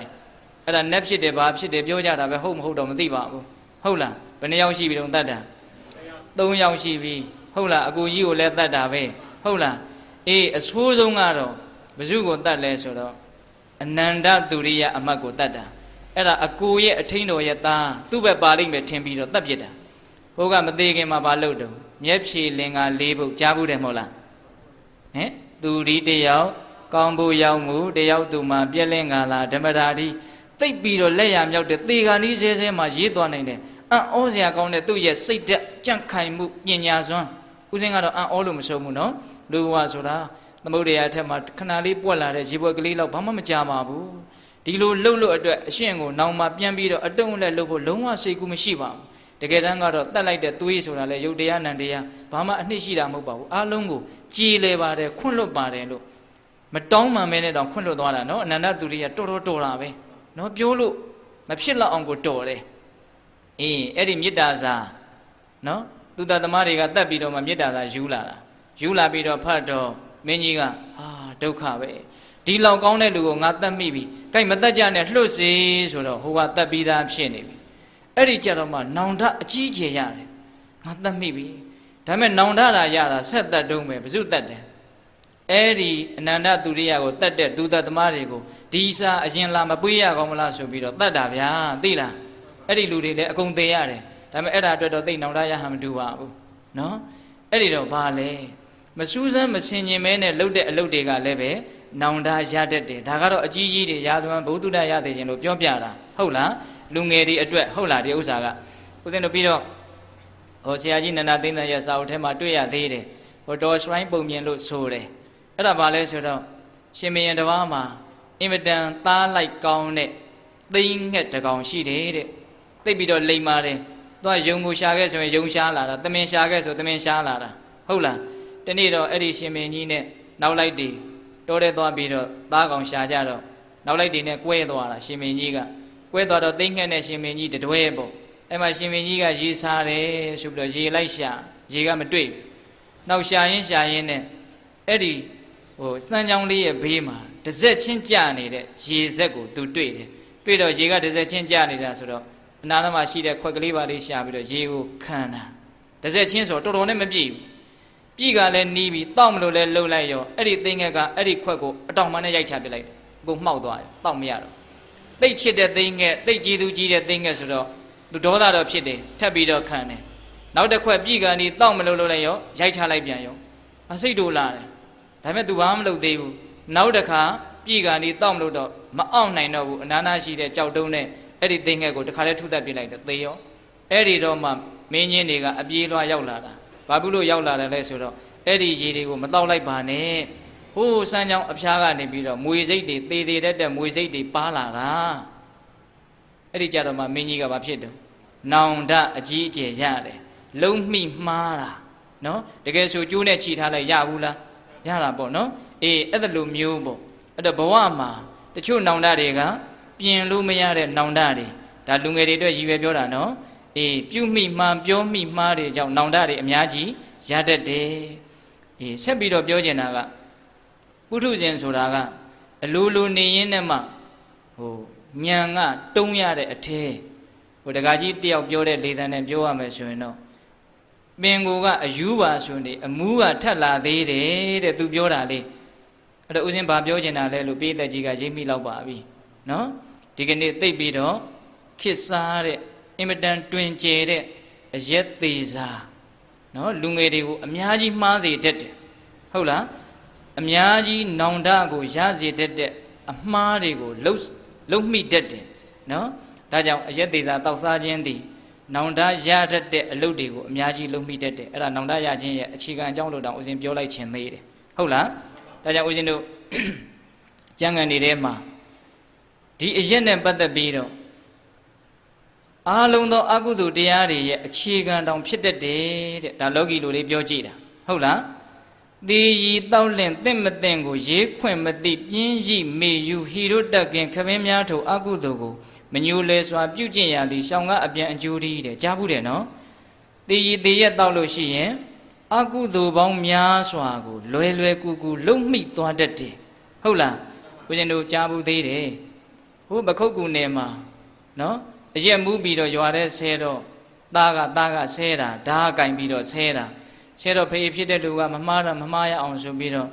သားကိုရာဇဝမှုတွေကျွလွန်မိမှဆိုးလို့နောက်ကနေလိုက်ပြီးတော့ဆွဲတာရှေ့ကသားကအရက်ကမူးနေတာလက်ထဲမှာဓာတ်နဲ့လာဆွဲရပါမလားဆိုပြီးတော့နောက်လှည့်ပြီးတော့ရမ်းပလိုက်တာအဲ့ဒါအဖေကြီးပွဲချင်းပြီးသေရှာတယ်အဲ့ဒီတကားရဲ့နာမည်ကအေးတောင်းတဲ့တကယ်ဖြစ်ခဲ့တာနော်အဲ့ဒါထောင်ကြတယ်ပြင်စာနန္ဒိယကံထိုက်တယ်အံ့ဩစရာကောင်းတယ်နော်အဲ့ဒါအရက်ကြောင့်သူ့အဖေကိုသူချစ်မှာပါပဲအဖေမှမသိဘာမှမသိညာမှမသိမူးနေတော့လုံးမိလို့ရလှုပ်လိုက်တာအဲ့ဒီအမှားပြင်လို့ရသေးလားမရဘူးအဲ့ဒါသေရင်သေချာပေါ့ငရဲကြမယ်ပြင်စာနန္ဒိယကံ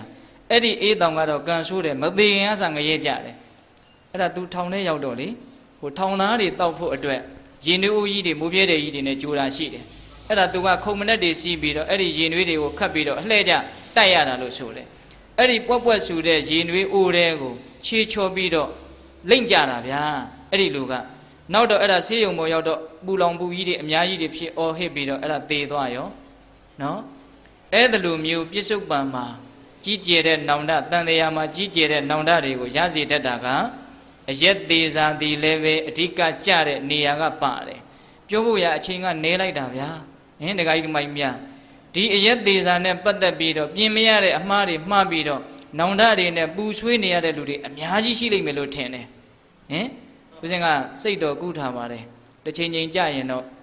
ဒီသူရာမေရယကံနဲ့ပတ်သက်ပြီးတော့တရားအကျေလေးတစ်ပုဒ်တော့ဟောအောင်မယ်လို့ဟုတ်လားတခါကြီးမိုင်းမြအေးဒီကနေ့တော့အမြတ်ကလေးလောက်ပြောတာနော်ဟိုတခါကြီးတယောက်ပြောတဲ့စကားလေးမှတ်စရာကောင်းပါတယ်ဟုတ်လားပင်ကိုကမှအယူပါဆိုအမူးကထက်လာတယ်ဆိုမှတော့ကောင်းသေးလားမကောင်းနိုင်တော့ဘူးဟုတ်လားဒါကြောင့်နောင်တရเสียအကြောင်းတရားတွေအများကြီးရှိတဲ့အထဲကအဲ့ဒါတွေလည်းပဲတကြောင်အပါဝင်ပါလို့လူငယ်တွေကိုနားလေဈေးခြင်းတယ်ဟုတ်လားအေးဒါကြောင့်ဦးဇင်းတို့မိုက်နောင်တဆိုတာနဲ့ပတ်သက်ပြီးတော့ဟိုချက်ထွင်ပြီးတော့ပဲ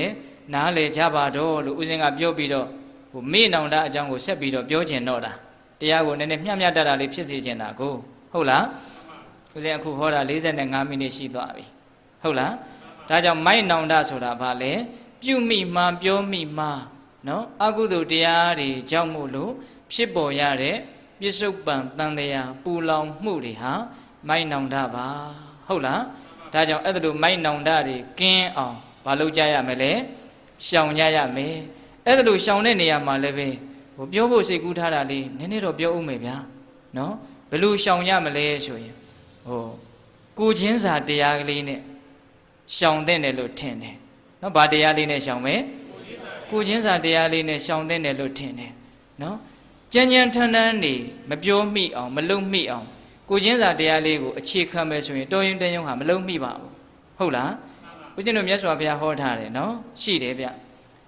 သဗ္ဗေတတန္တိဒန္တတသဗ္ဗေဘာယန္တိမစ္စုနောအတ္တနာဥပမံကတ္တဝနဟနေယနဂါတယေတဲ့အဓိပ္ပာယ်ကဘာပြောတာလဲဆိုတော့သဗ္ဗေအလုံးစုံသောတတ္တဝါတို့သည်ဒ ဒံတတအပြစ်ဒံပေးခြင်းကိုတတန်တိထိတ်လန့်ကြောက်ရွံ့ကြကုန်၏သဗ္ဗေဘာယန္တိမစ္စုနောသဗ္ဗေအလုံးစုံသောတတ္တဝါတို့သည်မစ္စုနောသေခြင်းမှာဘာယန္တိကြောက်ရွံ့ကြကုန်၏တတ္တဝါတိုင်းသူရောကိုယ်ရောအကုန်လုံးအပြစ်ဒံပေးတာတွေတတ်မှားတွေကိုအကုန်လုံးကြောက်တာပါပဲတဲ့ဟုတ်လားအဲ့ဒါလေးကိုပထမစဉ်းစားနော်အဲ့ဒါလို့စဉ်းစားပြီးတော့အတ္တနံဥပမံကတ္တဝါအတ္တနံမိမိကိုယ်ကိုဥပမာကိုကတ္တဝါပြု၍ဝါကိုခြင်းစာ၍တဲ့နော်ကိုယ်နဲ့နှိုင်းစာပြီးတော့နဟနေယနဂါတယေမညှင်းစေရမတတ်ဖြတ်ရတဲ့အင်မတန်အနှစ်ရှိတယ်နော်ဒကာကြီးများတတ္တဝါအားလုံးအပြစ်ဒဏ်တွေတတ်မှားတွေညှင်းဆဲမှာတွေနှိပ်စက်မှာတွေကိုကြောက်ကြပါတယ်တဲ့ဒါကြောင့်ကိုယ်လည်းပဲကြောက်တယ်သူလည်းပဲကြောက်မှာလို့ကိုချင်းစာပြီးတော့မညှင်းစေနဲ့မနှိပ်စက်နဲ့မတတ်ဖြတ်နဲ့ပိဿတ်တို့ကိုဒီနေရာမှာနည်းနည်းလေးအသေးစိတ်ပြီးတော့ပြောခြင်းညှင်းဆဲတယ်နှိပ်စက်တယ်ဆိုတော့ကိုဒီလက်ရောက်ညှင်းဆဲမှနှိပ်စက်မှညှင်းဆဲတယ်နှိပ်စက်တယ်လို့များသောအားဖြင့်ထင်ကြတာနော်ကိုဒီလက်ရောက်နှိပ်စက်တာလဲနှိပ်စက်တာပါပဲနောက်ထပ်နှိပ်စက်ခြင်းတစ်မျိုးရှိသေးတယ်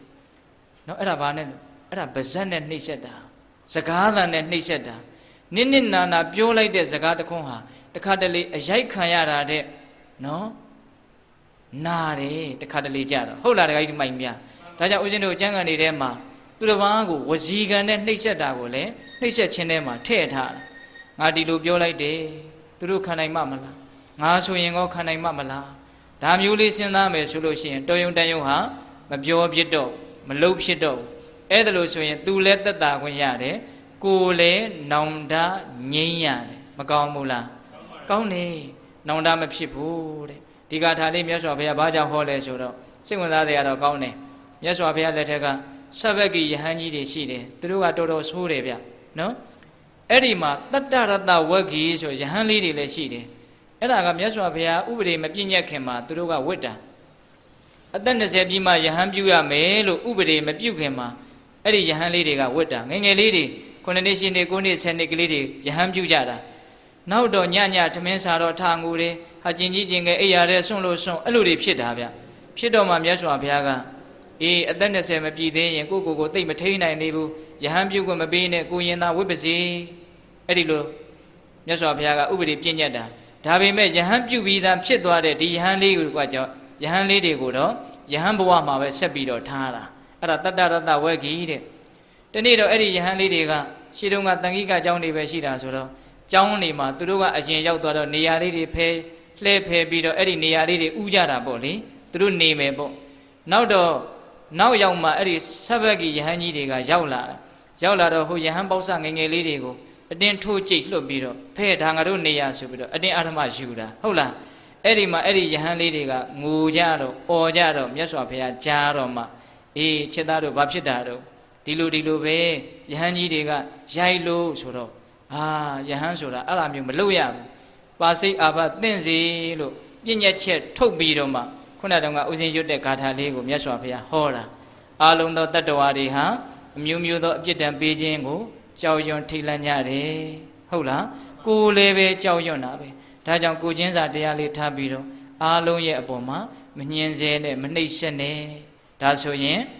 ဒီလိုကိစ္စတွေနဲ့ပတ်သက်ပြီးတော့နောင်တရစရာမရှိတော့ဘူးပေါ့ဟုတ်လားတချို့ကိစ္စကတော့ကိုချင်းစာတရားနဲ့ရှောင်ရမယ်တချို့ကိစ္စကြတော့ကိုချင်းစာတရားနဲ့ရှောင်လို့မရဘူးဗျဘာလဲဆိုတော့တစုံတယောက်ကကိုကိုလာပြီးတော့စော်ကားလာပြီဟုတ်လားတစုံတယောက်ကကိုအတင်းအာဓမ္မမပြောလာပြီလှုပ်เสียကကျုံလာပြီဆိုရင်ဘယ်လိုလုပ်မလဲတတ်နိုင်သမျှမေတ္တာတရားနဲ့သီးခံကိုကြိုးစားရမယ်ဟုတ်လားသီးခံလိုက်တဲ့အခါမှာတော့နည်းနည်းတော့စိတ်ထဲအောင့်ရင်အောင့်မှာပေါ့ဗျာအခမ်းရလဲခက်ချင်ခက်မှာပေါ့ဗျာဟုတ်လားသို့တော်လည်းပဲကြိတ်မိတ်ပြီးတော့မျိုးသိမ့်ပြီးတော့မပြောဖြစ်အောင်မလုပ်ဖြစ်အောင်မလုပ်ရမလဲထိမ့်သိမ့်ရမယ်အဲ့ဒီလိုထိမ့်သိမ့်လို့ဖြစ်တဲ့ဆင်းရဲကနည်းနည်းလေးတကယ်တမ်းကတော့ဟုတ်လားမထိမ့်သိမ့်လို့ပြောလိုက်မိပြီဆိုလိုက်မိပြီလှုပ်လိုက်မိပြီဆိုတော့မှနောက်မှဆက်ဖြစ်မဲ့ဒုက္ခကပိုကြီးတာဒုက္ခကြီးနဲ့ဒုက္ခလေးဘယ်ဟာကြိုက်တော့ဘယ်ဟာမှမကြိုက်ပေမဲ့တခုခုတော့တေချာပေါက်ရွေးရတော့မယ်ဆိုရင်တော့ဘယ်ဟာရွေးမလဲဒုက္ခလေးရွေးမှာပေါ့ဗျဟုတ်လားဒါကြောင့်တစ်ခါသီးခံရတာကတိတ်တော့မသက်သာလာဘူးနော်တခါကြီးတို့ဟုတ်လားတက်တာသီးခံရတာတွေရှိတယ်လို့မသက်မတာသီးခံရတာလည်းရှိတယ်ဗျ အဲ့ဒါလည်းမြတ်တယ်လို့ဦးဇင်းကတော့ပြောခြင်းတယ်ဟုတ်လားဘာဖြစ်လို့လဲဆိုတော့တီးမခံရင်ပိုးပြီးတော့ပြဿနာကကြီးမာမှုလို့ဟုတ်ရဲ့လားအေးဒါကြောင့်နောင်တရတဲ့အကြောင်းတွေမလုံးမိအောင်ကိုချင်းစာစိတ်မွေးရမယ်မေတ္တာတရားနဲ့တီးခံနိုင်တဲ့စွမ်းရည်ရှိအောင်လုပ်ရမယ်ဟုတ်လားအေးဒါကဦးဇင်းတို့ကလူငယ်တွေနဲ့ပတ်သက်ပြီးတော့ပဲပြောတာနဲ့အချိန်ကတော်တော်များသွားပြီဗျဟင်တခါကြီးတို့နော်မိုက်နောင်တဟုတ်လားမကောင်းရင်တော့သေချာပေါက်ပူရမှာပဲဟုတ်ရဲ့လားအေးအဲ့ဒါဦးဇင်းတို့လူကြီးတွေအတွက်ငဲ့ပြီးတော့ကြံတဲ့အချိန်ကလေးမှာမေ့နောင်တပြောကြအောင်စို့ဟုတ်ရဲ့လားမကောင်းတာကိုလုံးမိရင်မိုက်နောင်တကောင်းတာကိုမလုံးမိရင်မေ့နောင်တဟုတ်လားအေးဘဝကတဖြည်းဖြည်းနဲ့ကုန်ခန်းလိုက်နေတယ်ဟုတ်လားတဖြည်းဖြည်းနဲ့သေဖို့နီးလာတယ်နော်အဲ့ဒါလိုပြဿနာကြီးအဲ့ဒီအခက်ခဲကြီးကြုံလာလို့ရှိကောင်းတာတွေမလုပ်ခဲ့မိဘူးမေ့လျော့ခဲ့တယ်ဆိုလို့ရှိရင်သေချာပေါက်နောင်တရလိမ့်မယ်ဟုတ်လားဦးဇင်းတို့ပေးသက်ကြီးကြားဖို့ပါတယ်ဗျာဟိုဂရေ80တထေးသားလင်မယားနောက်ဆုံးဆင်းရဲနွမ်းပါသွားပြီးတော့ခက်လက်ဆွဲပြီးတော့တောင်းရတဲ့ဇလံကြားဘူးတယ်နော်အဲ့ဒီဇလံကြီးဦးဇင်းတို့ပြောချိန်မရပါဘူးအဲ့ဒီတထေးသားလင်မယားဆူတောင်းသား2ယောက်ကိုကြည့်ပြီးတော့မြတ်စွာဘုရားကမိုက်လိုက်တာအရွယ်ရှိတုန်းကစီးပွားရေးလုပ်ခဲ့မယ်ဆိုရင်တထေးကြီးတွေဖြစ်မှာတရားဘက်ကိုကြိုးစားခဲ့မယ်ဆိုရင်အရိယာကြီးတွေဖြစ်မှာအတူချုပ်ပဲဦးဇင်းပြောလိုက်တယ်နော်ဘုရားကတော့အရွယ်ကလေးနဲ့ပိုင်ပြီးတော့ပြောပါတယ်အဲ့ဒီမှာမြတ်စွာဘုရားဆက်ဟောတာတွေစိတ်ဝင်စားစရာကောင်းတယ်အာစရိတဝါဗြဟ္မစရိယအလတ္တယုပနေတနာဇိနကွန်ဇာဝဇာယန္တိခိနမေဇေဝပန္လလီငယ်ငယ်တုန်းကမြတ်သောအကျင့်ကိုမကျင့်မိတဲ့လူများအရွယ်ရှိတုန်းကစီးပွားဥစ္စာကိုရှာဖွေစုဆောင်းခြင်းမပြုခဲ့တဲ့ပုဂ္ဂိုလ်များဟာအသက်ကြီးလာပြီဆိုတော့ငါးတွေမရှိတော့လို့6တွေ့နေတဲ့ရွှွန့်ဘွက်တွေနဲ့ရှိနေတဲ့ရေအိုင်ရဲ့ဘေးမှာအတောင်ကျိုးတဲ့ဂျိုးကြမှိုင်တယ်လို့မှိုင်ရလိမ့်မယ်တဲ့ပုံပေါ်တယ်နော်နောင်တတရားတွေနဲ့ပူဆွေးရတတ်တယ်နော်ငယ်တုန်းကအကျင့်မြတ်မကျင့်ခဲ့ဘူးစီးပွားဥစ္စာကိုရှာဖွေစုဆောင်းခြင်းမပြုခဲ့ဘူးအဲ့ဒါအသက်ကြီးလာရင်ဂျိုးကြအိုကြီးရေမရှိတဲ့ရွှွန့်ညွန်မှာမှိုင်တယ်လို့မျိုးစားစရာလည်းမရှိဘူးတရားနဲ့အေးချမ်းမှုလည်းမရှိဘူးပူလောင်မှုတွေကြီးနေရမှာဒါကတက္ကထာနော်အကျေရှင်းမပြဘူးနော်နောက်တက္ကထာအာစရိတဝါဗြဟ္မစရိယာလတ္တယုပနေတနံသင်္တိစာပါတိခိနာဝပုရဏာနိအနုထုနံဒီဥပမာလေးကတစ်မျိုးလေးကောင်းတယ်ငယ်တုန်းကတဲ့အကျင့်မြတ်ကိုမကျင့်ခဲ့ဘူးစီးပွားဥစ္စာကိုလည်းရှာဖွေစုဆောင်းရကောင်းမှမသိခဲ့ဘူးအဲ့လိုလူမျိုးတွေဟာကြီးလာတော့ဘာဖြစ်တုံဆိုတော့ပုရဏာနိအနုထုနံတဲ့ငယ်တုန်းကရွှေဒီဆောင်းခဲ့ရတာတွေအစဉ်ပြေခဲ့တာတွေကိုပြန်စဉ်းစားပြီးတော့အဟောင်းတွေကိုပြန်စဉ်းစားပြီးတော့စမြုပ်ပြောင်းပြီးတော့လောလောဆယ်တော့ဘာမှအစဉ်ပြေတာမရှိဘူးငကိုယ်တုန်းကအစဉ်ပြေတာတွေကိုတွေးပြီးတော့မကြည်မနှက်နဲ့စိုးရိမ်ပူဆွေးပြီးတော့တဲ့ပုရဏာနိအနုထုနံဒါကအဓိပ္ပာယ်တစ်မျိုးနော်ပြီးတော့ဘာလို့ဆိုဟိုလေးကနေလွတ်သွားလို့ပြစ်လိုက်တဲ့မြားတံတစ်ချောင်းနော်စာပါလေးမှပဋိတံလွတ်ရသွားသောတရံဣဝမြားကဲ့သို့လေးကနေလွတ်သွားတဲ့မြားအရှိန်ကုန်တော့ဘယ်ပေါ်ကျသွားတော့မြေကြီးပေါ်ပြုတ်ကျအရှိန်ကုန်လို့ကျသွားပြီဆိုတော့အဲ့ဒီမြားတံမှာလှုပ်ရှားမှုရှိသေးလားလုံးဝငြိမ်သွားပြီဘာအစွမ်းမှလည်းမရှိတော့ဟုတ်လားအေးအဲ့ဒါလို့လေးညိုးကလွတ်ပြီးတော့အရှိန်ကုန်ပြီးတော့ပြုတ်ကျလာတဲ့မြားတံတစ်ချောင်းလိုပဲတဲ့သူ့မှာဘာအစွမ်းမှမရှိတော့အစွမ်းတုံးပြီးတော့လုံးဝမလှုပ်နိုင်တော့ဘူးကြောက်စရာကောင်းတယ်နော်တခါကြီးမိုက်မြအေးငယ်တုန်းကအကျင့်မြတ်ကိုလည်းမကျင့်ခဲ့ဘူးစီးပွားဥစ္စာကိုလည်းရှာဖွေစုဆောင်းရကောင်းမှမသိတဲ့ပုဂ္ဂိုလ်ဟာတဲ့ရှေးဟောင်းနှောင်းပြည့်အစဉ်ပြေတာတွေကိုပြန်တွေးပြီးတော့ဒါပေမဲ့လောလောဆယ်မှာတော့အစွမ်းတုံးနေတဲ့မြားတံတစ်ချောင်းလိုမလှုပ်နိုင်တော့ဘူးတဲ့နောင်တတွေဟုတ်လားအဲ့ဒါဘာလဲဆိုတော့မေ့နောင်တဟုတ်လားတခါကြီးမြမေ့နောင်တနော်မေ့နောင်တဒါကြောင့်မြတ်စွာဘုရားကသုတ်တန်ဒေသနာတော်အသီးသီးမှာဟောထားတာတွေရှိပါတယ်ဗျာဟိုတချို့တန်ဝေကရစေရအကြောင်းတွေတတိပေးတဲ့သုတ်တန်တွေမှာဆိုအထူးသဖြင့်တွေ့ရတယ်ဏိဂုံးရုပ်ကလေးမှာတွေ့ရတယ်အဲ့ဒါဘာလဲဆိုတော့ချစ်သားတို့ဟောတာတစ်ပင်ရင်ဟုတ်လား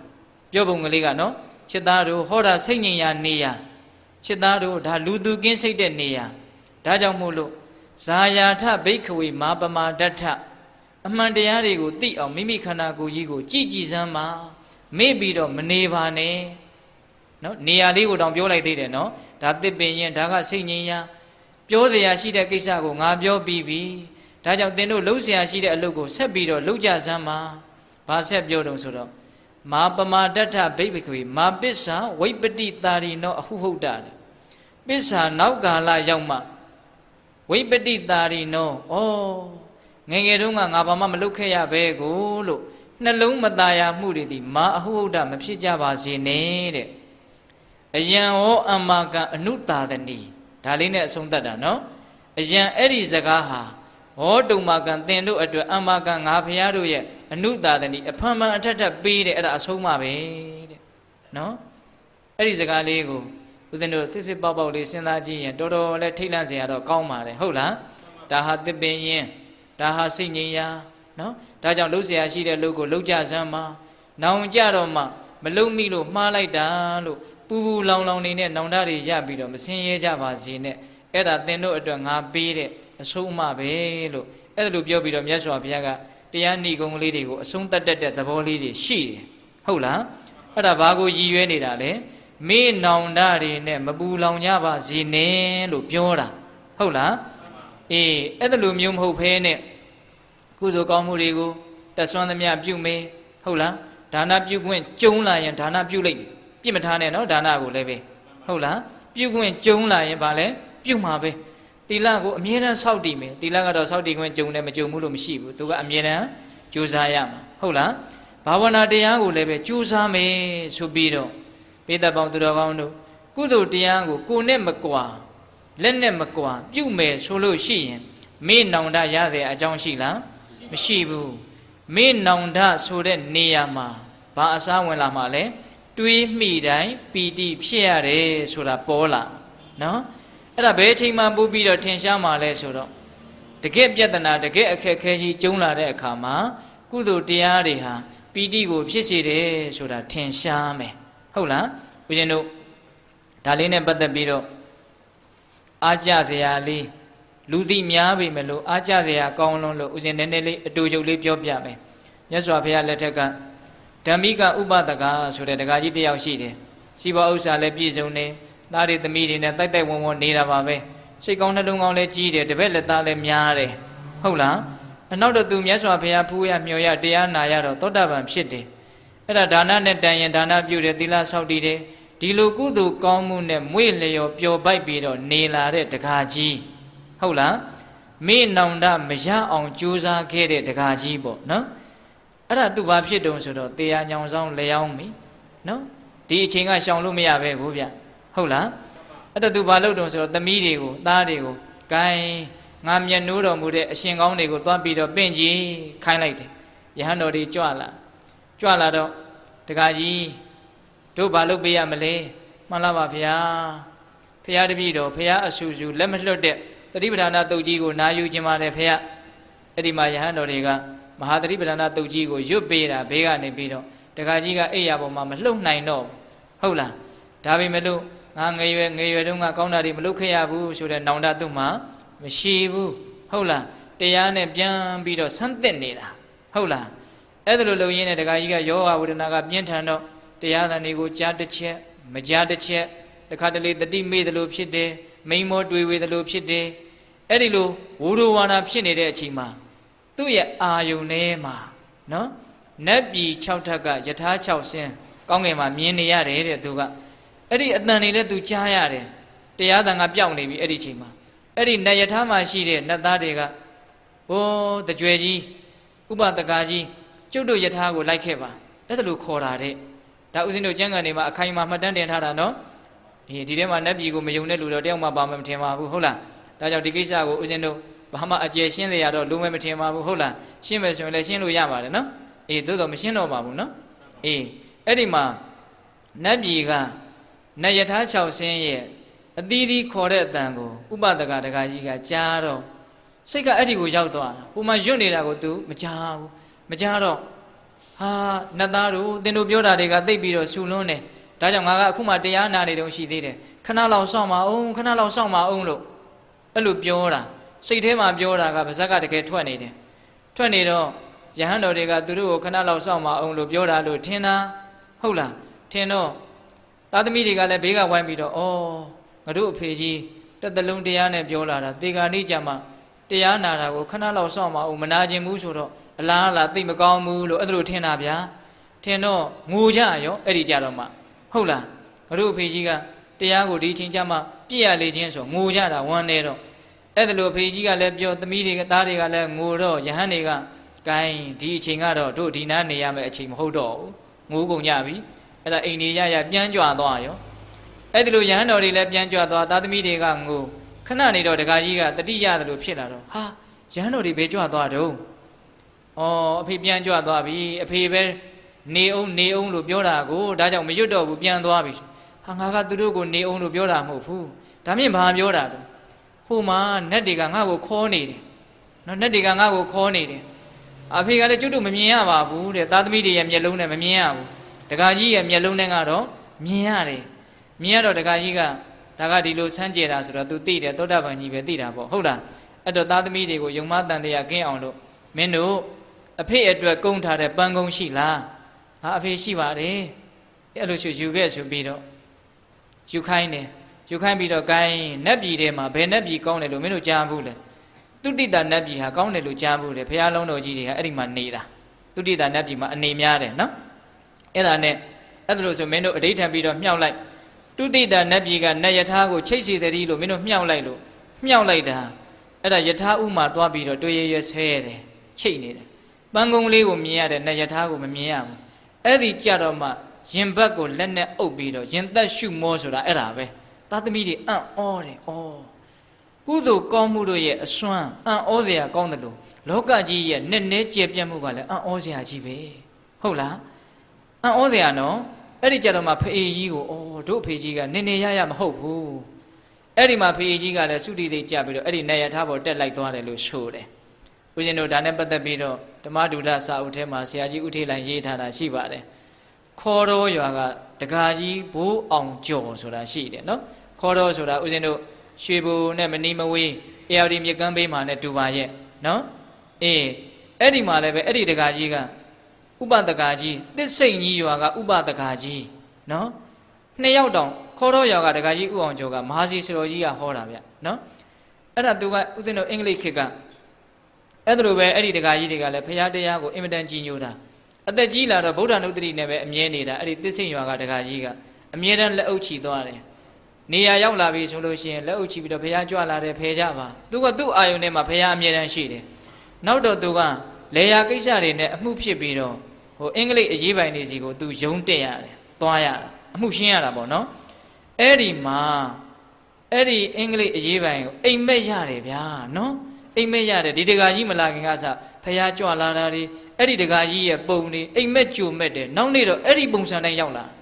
အဲ့ဒါနဲ့အဲ့ဒီတကာကြီးကိုလုံးဝကြည်ညိုလေးစားပြီးတော့နေရာတွေဘာတွေကထပေးပြီးတော့တော်တော်ထူးထူးဆန်းဆန်းဖြစ်ပျက်ခဲ့မှုတဲ့အဖြစ်ပြက်ရှိတယ်အဲ့ဒီတကာကြီးတွေတေဂာနီးမှာလဲအဲ့ဒါလိုပတိကုန်းကိုပြစ်တင်လို့နတ်ပြည်ကနတ်ယထာကိုချိတ်တယ်လို့မှတ်တမ်းတင်ထားတာရှိတယ်တဲ့ဒါလေးတွေလိလာစရာလေးတွေပေါ့ဟုတ်လားအဲ့ဒါဦးဇင်းတို့ပြောချင်တာကဘာလဲကုသိုလ်ကောင်းမှုကိုမမေ့တဲ့ပုဂ္ဂိုလ်များဟာမေ့နောင်တမရပါဘဲနဲ့တွေးမိတိုင်းပီတိဖြစ်ရတယ်အခက်အခဲတွေဟာသူတို့ဘဝမှာပြဿနာအနေနဲ့မရှိပါဘူးအကုန်လုံးဟာရှင်းလင်းတယ်သူတို့ကိုယ်တိုင်သူတို့ရှင်းလင်းခဲ့တာကိုဟုတ်လားဒါကြောင့်မေ့နောင်တမရရအောင်ကုသိုလ်ကောင်းမှုတွေတအားသမျှပြုဖို့မလိုဘူးလားလိုတယ်အဲ့ဒါလိုမျိုးမပြုဘူးဆိုရင်တော့ဘေးသက်ပေါင်းသူတော်ကောင်းတို့ဦးဇင်းတို့ရဲ့ဘဝမှာမေ့နောင်တတွေကတစ်ချိန်ချိန်မှာနှိမ့်ဆက်ဖို့အလားအလာမရှိဘူးလားရှိတယ်ဗျဒါနဲ့ပတ်သက်ပြီးတော့ဦးဇင်းတို့ခေါင်းထဲပေါ်လာတာလေးလေဒီစတော်ဘုရားကြီးရေးခဲ့တဲ့မေတ္တာစာတွေအများကြီးရှိတယ်နော်ဦးဇင်းတို့အခုနောက်ပိုင်းမှာဂံဗီရကဗျာကျမ်းဆိုပြီးတော့စာအုပ်တွေထုတ်ထားတာရှိပါတယ်အဲ့ဒီထဲမှာစတော်ဘုရားကြီးရေးတာကတော်တော်လည်းပဲတန်ဝေခရစရာကောင်းတယ်လူအများစုနဲ့လည်းပဲထင်ဟပ်မိတယ်လို့ထင်တယ်စတော်ဘုရားကြီးကဘယ်လိုရေးတုံဆိုတော့လူအများစုရဲ့တေဂာနီးမှာမေ့နောင်တတွေနဲ့ပူလောင်ရပုံကလေးကိုရေးထားတာဗျဟုတ်လားမရဏသန္တတေဂာနီကာလတွင်ဒါနကလည်းမပြောင်းသီလကလည်းအကြောင်းဘာဝနာကလည်းအယောင်ဆောင်ရေးလဲရေးတတ်တယ်ဗျာတက္ကကြီးကနော်တက္ကကြီးရဟုတ်လား မရဏသန္နတေဂာနိကာလတွင်တေဂာနိရောက်ပြီဆိုတော့သူရှိတဲ့ဒါနကလည်းမပြောင်းဘူးတဲ့ဟုတ်လားပြောင်းမရှိဘူးတဲ့သီလကလည်းအကြောင်းတဲ့ဘာဝနာကလည်းအယောင်ဆောင်တဲ့ဟုတ်လားမရဏသန္နတေဂာနိကာလတွင်ဒါနကလည်းမပြောင်းသီလကလည်းအကြောင်းဘာဝနာကလည်းအယောင်ဆောင်ခတ်ချောင်းချောင်းမှတ်တမဲ့တောအောင်သာနေခဲ့၍သေတော့မဲ့အခိုက်ဇောငါးတန်အဆိုင်နဲ့အရှိုက်တို့ထိကာမနော်ခတ်ချောင်းချောင်းမှတ်တမဲ့သေတော့မဲ့အခိုက်ဇောငါးတန်အဆိုင်အရှိုက်တို့ထိကာမရည်ဒီရောင်တောင်နေအောင်ပကမွေးမိဖားခဲ့သူသွားရမယ်ရေခင်းတွေ့ရမယ်အရေးတွေနဲ့ပပင်းမှာတွေ့မိမှာတတိကြီးရကြ၍ဒါနကိုပြန်၍ရှုတော်လဲ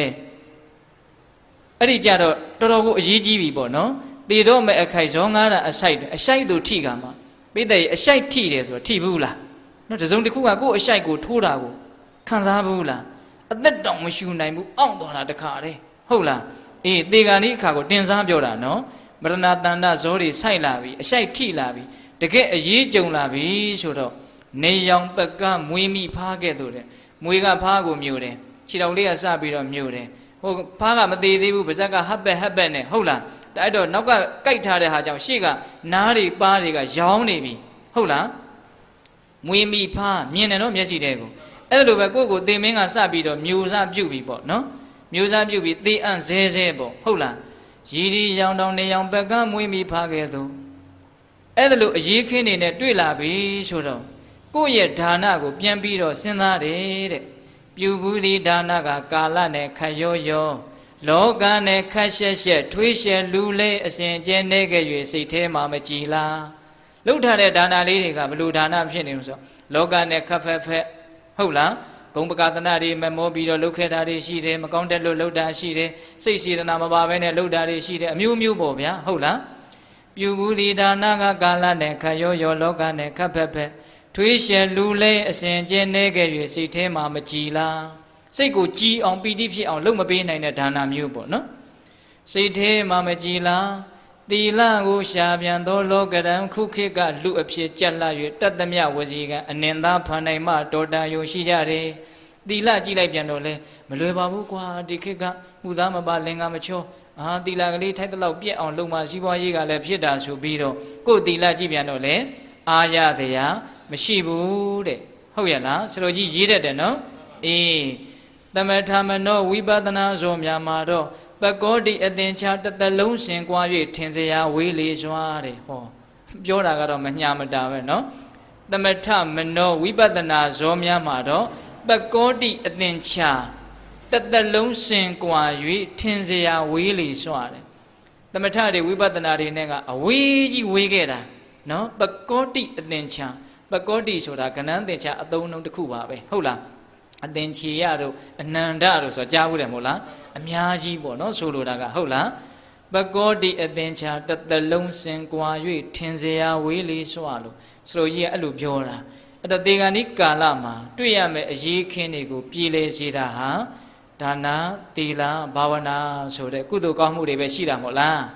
အေးအကယ်၍အဲ့ဒါတွေကမိမိတို့မှာအားနည်းခဲ့မယ်ဆိုရင်တော့တေဂာနိမှာမိနောင်တဆိုတာတွေရတတ်တယ်ဟုတ်ရဲ့လားတခါကြီးများအေးအဲ့တော့ဦးဇင်းတို့ဏိကုံးကျုပ်အနေနဲ့ဗာပြောခြင်းလဲဆိုတော့သာသနာနဲ့တွေ့တဲ့အခါမှာ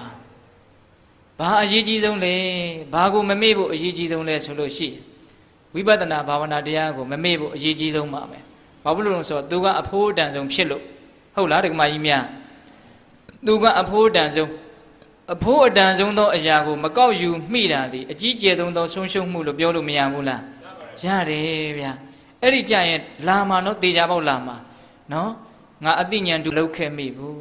ဟုတ်လားအဲ့ဒီတုန်းကငါဘယ်လိုမြန်းတွေးလိုက်ပါလဲစဉ်းစားမှာနော်အဲ့ဒီအချိန်ကြတော့ကျိုးပြီးတော့အဲ့ဒီအချိန်ကြတော့ဖြစ်မဲ့တွေးလုံးတွေကိုအခုတည်းကစကျိုးပြီးတော့စဉ်းစားတဲ့တယ်လို့ထင်တယ်ဟင်ဒကမာကြီးများဟုတ်လားအဲ့ဒီအချိန်ကြတော့စဉ်းစားပါလိမ့်မယ်ငါအဲ့ဒီတုန်းကဘာတွေကိုတန်ဖိုးထားခဲ့ပါလိမ့်ဘာတွေများငါအရေးကြီးခဲ့ပါလိမ့်ဘာတွေကိုဦးစားပေးပြီးတော့ငါလှုပ်ခဲ့မိပါလိမ့်အခုကြည်စမ်းငါအဲ့ဒီတုန်းကဦးစားပေးခဲ့တာတွေငါအဲ့ဒီတုန်းကအရေးကြီးခဲ့တာတွေငါအဲ့ဒီတုန်းကတန်ဖိုးထားခဲ့တာတွေကတကယ်တမ်းကတော့ငါ့ကိုဘာမှလည်းပဲမကြည့်တော့ပါလားတကယ်လည်းတန်ဖိုးမရှိတော့ပါဘူးအဲ့ဒီချိန်ကြတော့ ဟုတ်လားအရေးလည်းမကြီးတော့ပါဘူးနော်တခါကြီးဒီမကြီးများဒါကြောင့်တကယ်အရေးကြီးတာကဘာတကယ်တန်ဖိုးရှိတာကဘာဆိုတာကိုကွဲကွဲပြားပြားနားလည်ဖို့အလွန်လိုတယ်လို့ထင်တာပဲဟုတ်လားအဲ့ဒါကိုနားလည်မှတန်ဖိုးရှိတာကိုရွေးပြီးတော့ယူနိုင်မှာနော်တန်ဖိုးရှိတာကိုရဖို့အတွက်ပထမခြေလှမ်းအနေနဲ့ဘာကတန်ဖိုးရှိတယ်ဘာကတန်ဖိုးမရှိဘူးဆိုတာကိုကွဲကွဲပြားပြားအရင်နားလည်ဖို့မလိုဘူးလားလိုတယ်ဆိုကြပါစို့ဗျာဟိုဗရမ ्या ကြောက်လေးနှလုံးအနီတော့အနီပဲအနီချင်းတူတယ်ဆိုကြပါစို့ဟုတ်လားဟိုဘက်ကချက်ကြောက်ကြီးဒီဘက်ကဗရမ ्या အစ်စ်ဟုတ်လားကိုင်ရွေးသန်းกว่าဆိုရင်ဗရမ ्या အစ်စ်ကိုရွေးမိဖို့အရေးကြီးတယ်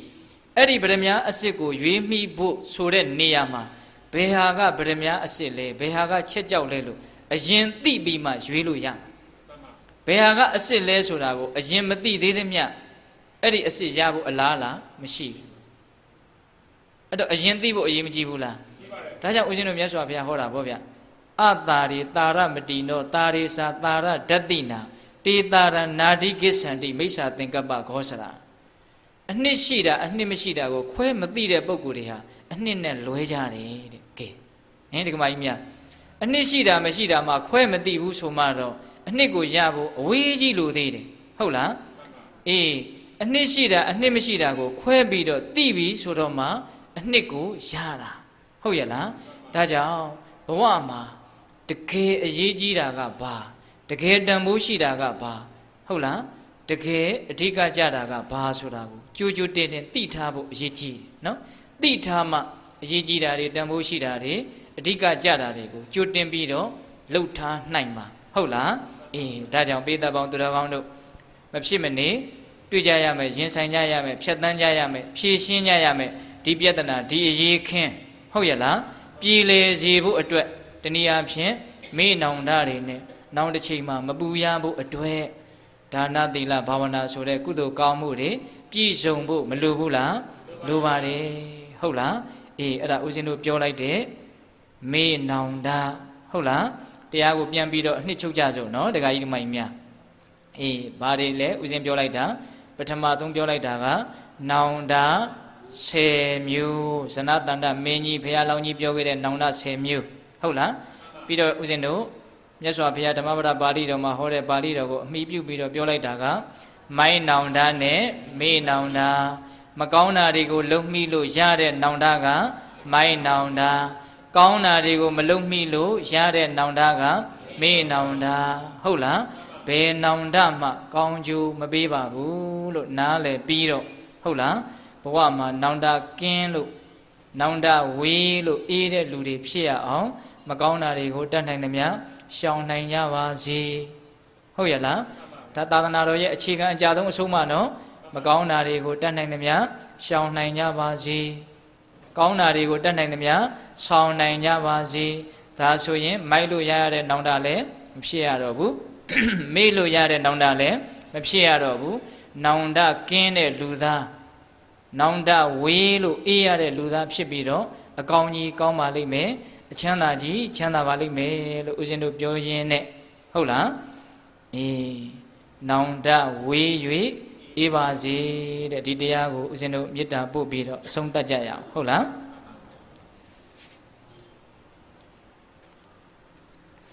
ဘဝတုတဗ္ဗမင်္ဂလရက္ခန္တုတဗ္ဗဒေဝတာတဗ္ဗဗုဒ္ဓ ानु ဘာဝေနတရာဒုက္ခိဘဝန္တုတိ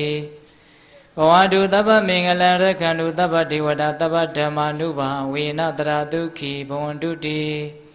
ဘဝတုတဗ္ဗမင်္ဂလရက္ခန္တုတဗ္ဗဒေဝတာတဗ္ဗသံဃာ ानु ဘာဝေနတရာဒုက္ခိဘဝန္တုတိတေတုမင်္ဂသင်တရားနာပိသပေါင်းသူတော်ကောင်းတို့သာသာအာလုံးသောတတ္တဝအနန္တတို့အားသဗ္ဗမင်္ဂလလောကီလောကုတ္တရာကောင်းဆိုသမျှမင်္ဂလာဝဝတိဘဝတုကောင်းစွာမသွေဖြစ်တော်မူကြပါစေတည်းသဗ္ဗဒေဝတာမိမိတို့ခန္ဓာကိုယ်မှာစောင့်ကြနေကြကုန်သောနတ်မိမိတို့အိမ်မှာစောင့်ကြနေကြကုန်သောနတ်မိမိတို့သာသနာမိမိတို့ကဘာမှာစောင့်ကြနေကြကုန်သောနတ်မြတ်နာကောင်းနာပေါင်းတို့ကလည်းပဲရက္ခန္တုကောင်းစွာမသွေစောင့်ရှောက်တော်မူနိုင်ကြပါစေတည်းသဗ္ဗဗုဒ္ဓ ानु ဘာဝေနာကင်းငါဝါလူသေးစုမငါပွင့်တော်မူကြတဲ့သုတတော်တာပါဘုရားရှင်ကိုတော်မြတ်တို့ရဲ့တကုတေဇောအာနုဘောတော်တို့ကြောင့်၎င်းသဗ္ဗဓမ္မာ ानु ဘာဝေန မေလီရန်ဖူလီရန်နိဗ္ဗာန်ပရိယတိဟုဆိုသောစေရန်သောတရားတော်မြတ်တို့ရဲ့တကုတေသောအာနုဘောတော်တို့ကြောင့်၎င်းသဗ္ဗတံဃာနုဘာဝေနမကတံ၄ယောက်ပလတံ၄ယောက်ဆိုသော၈ယောက်သောတန်ဃာအရိယာပေါင်းတို့နှင့်တကွသီလကိုသမာဓိကိုပညာကိုတို့နှင့်ပြည့်စုံတော်မူကြတဲ့သမုဒိတံဃာရှင်ကောင်းရှင်မြတ်ပေါင်းတို့ရဲ့တကုတေသောအာနုဘောတော်တို့ကြောင့်၎င်းတရားနိယောညပါဘေခမဆိုင်ချိန်ရှိတိုင်းချိန်ရှိတိုင်းဒုက္ခိကိုစိတ်နှပြကျမ်းမာချမ်းသာခြင်းရှိကြကုန်သည်ဘဝတုကောင်းစွာမသိဖြစ်တော်မူကြပါစေတည်း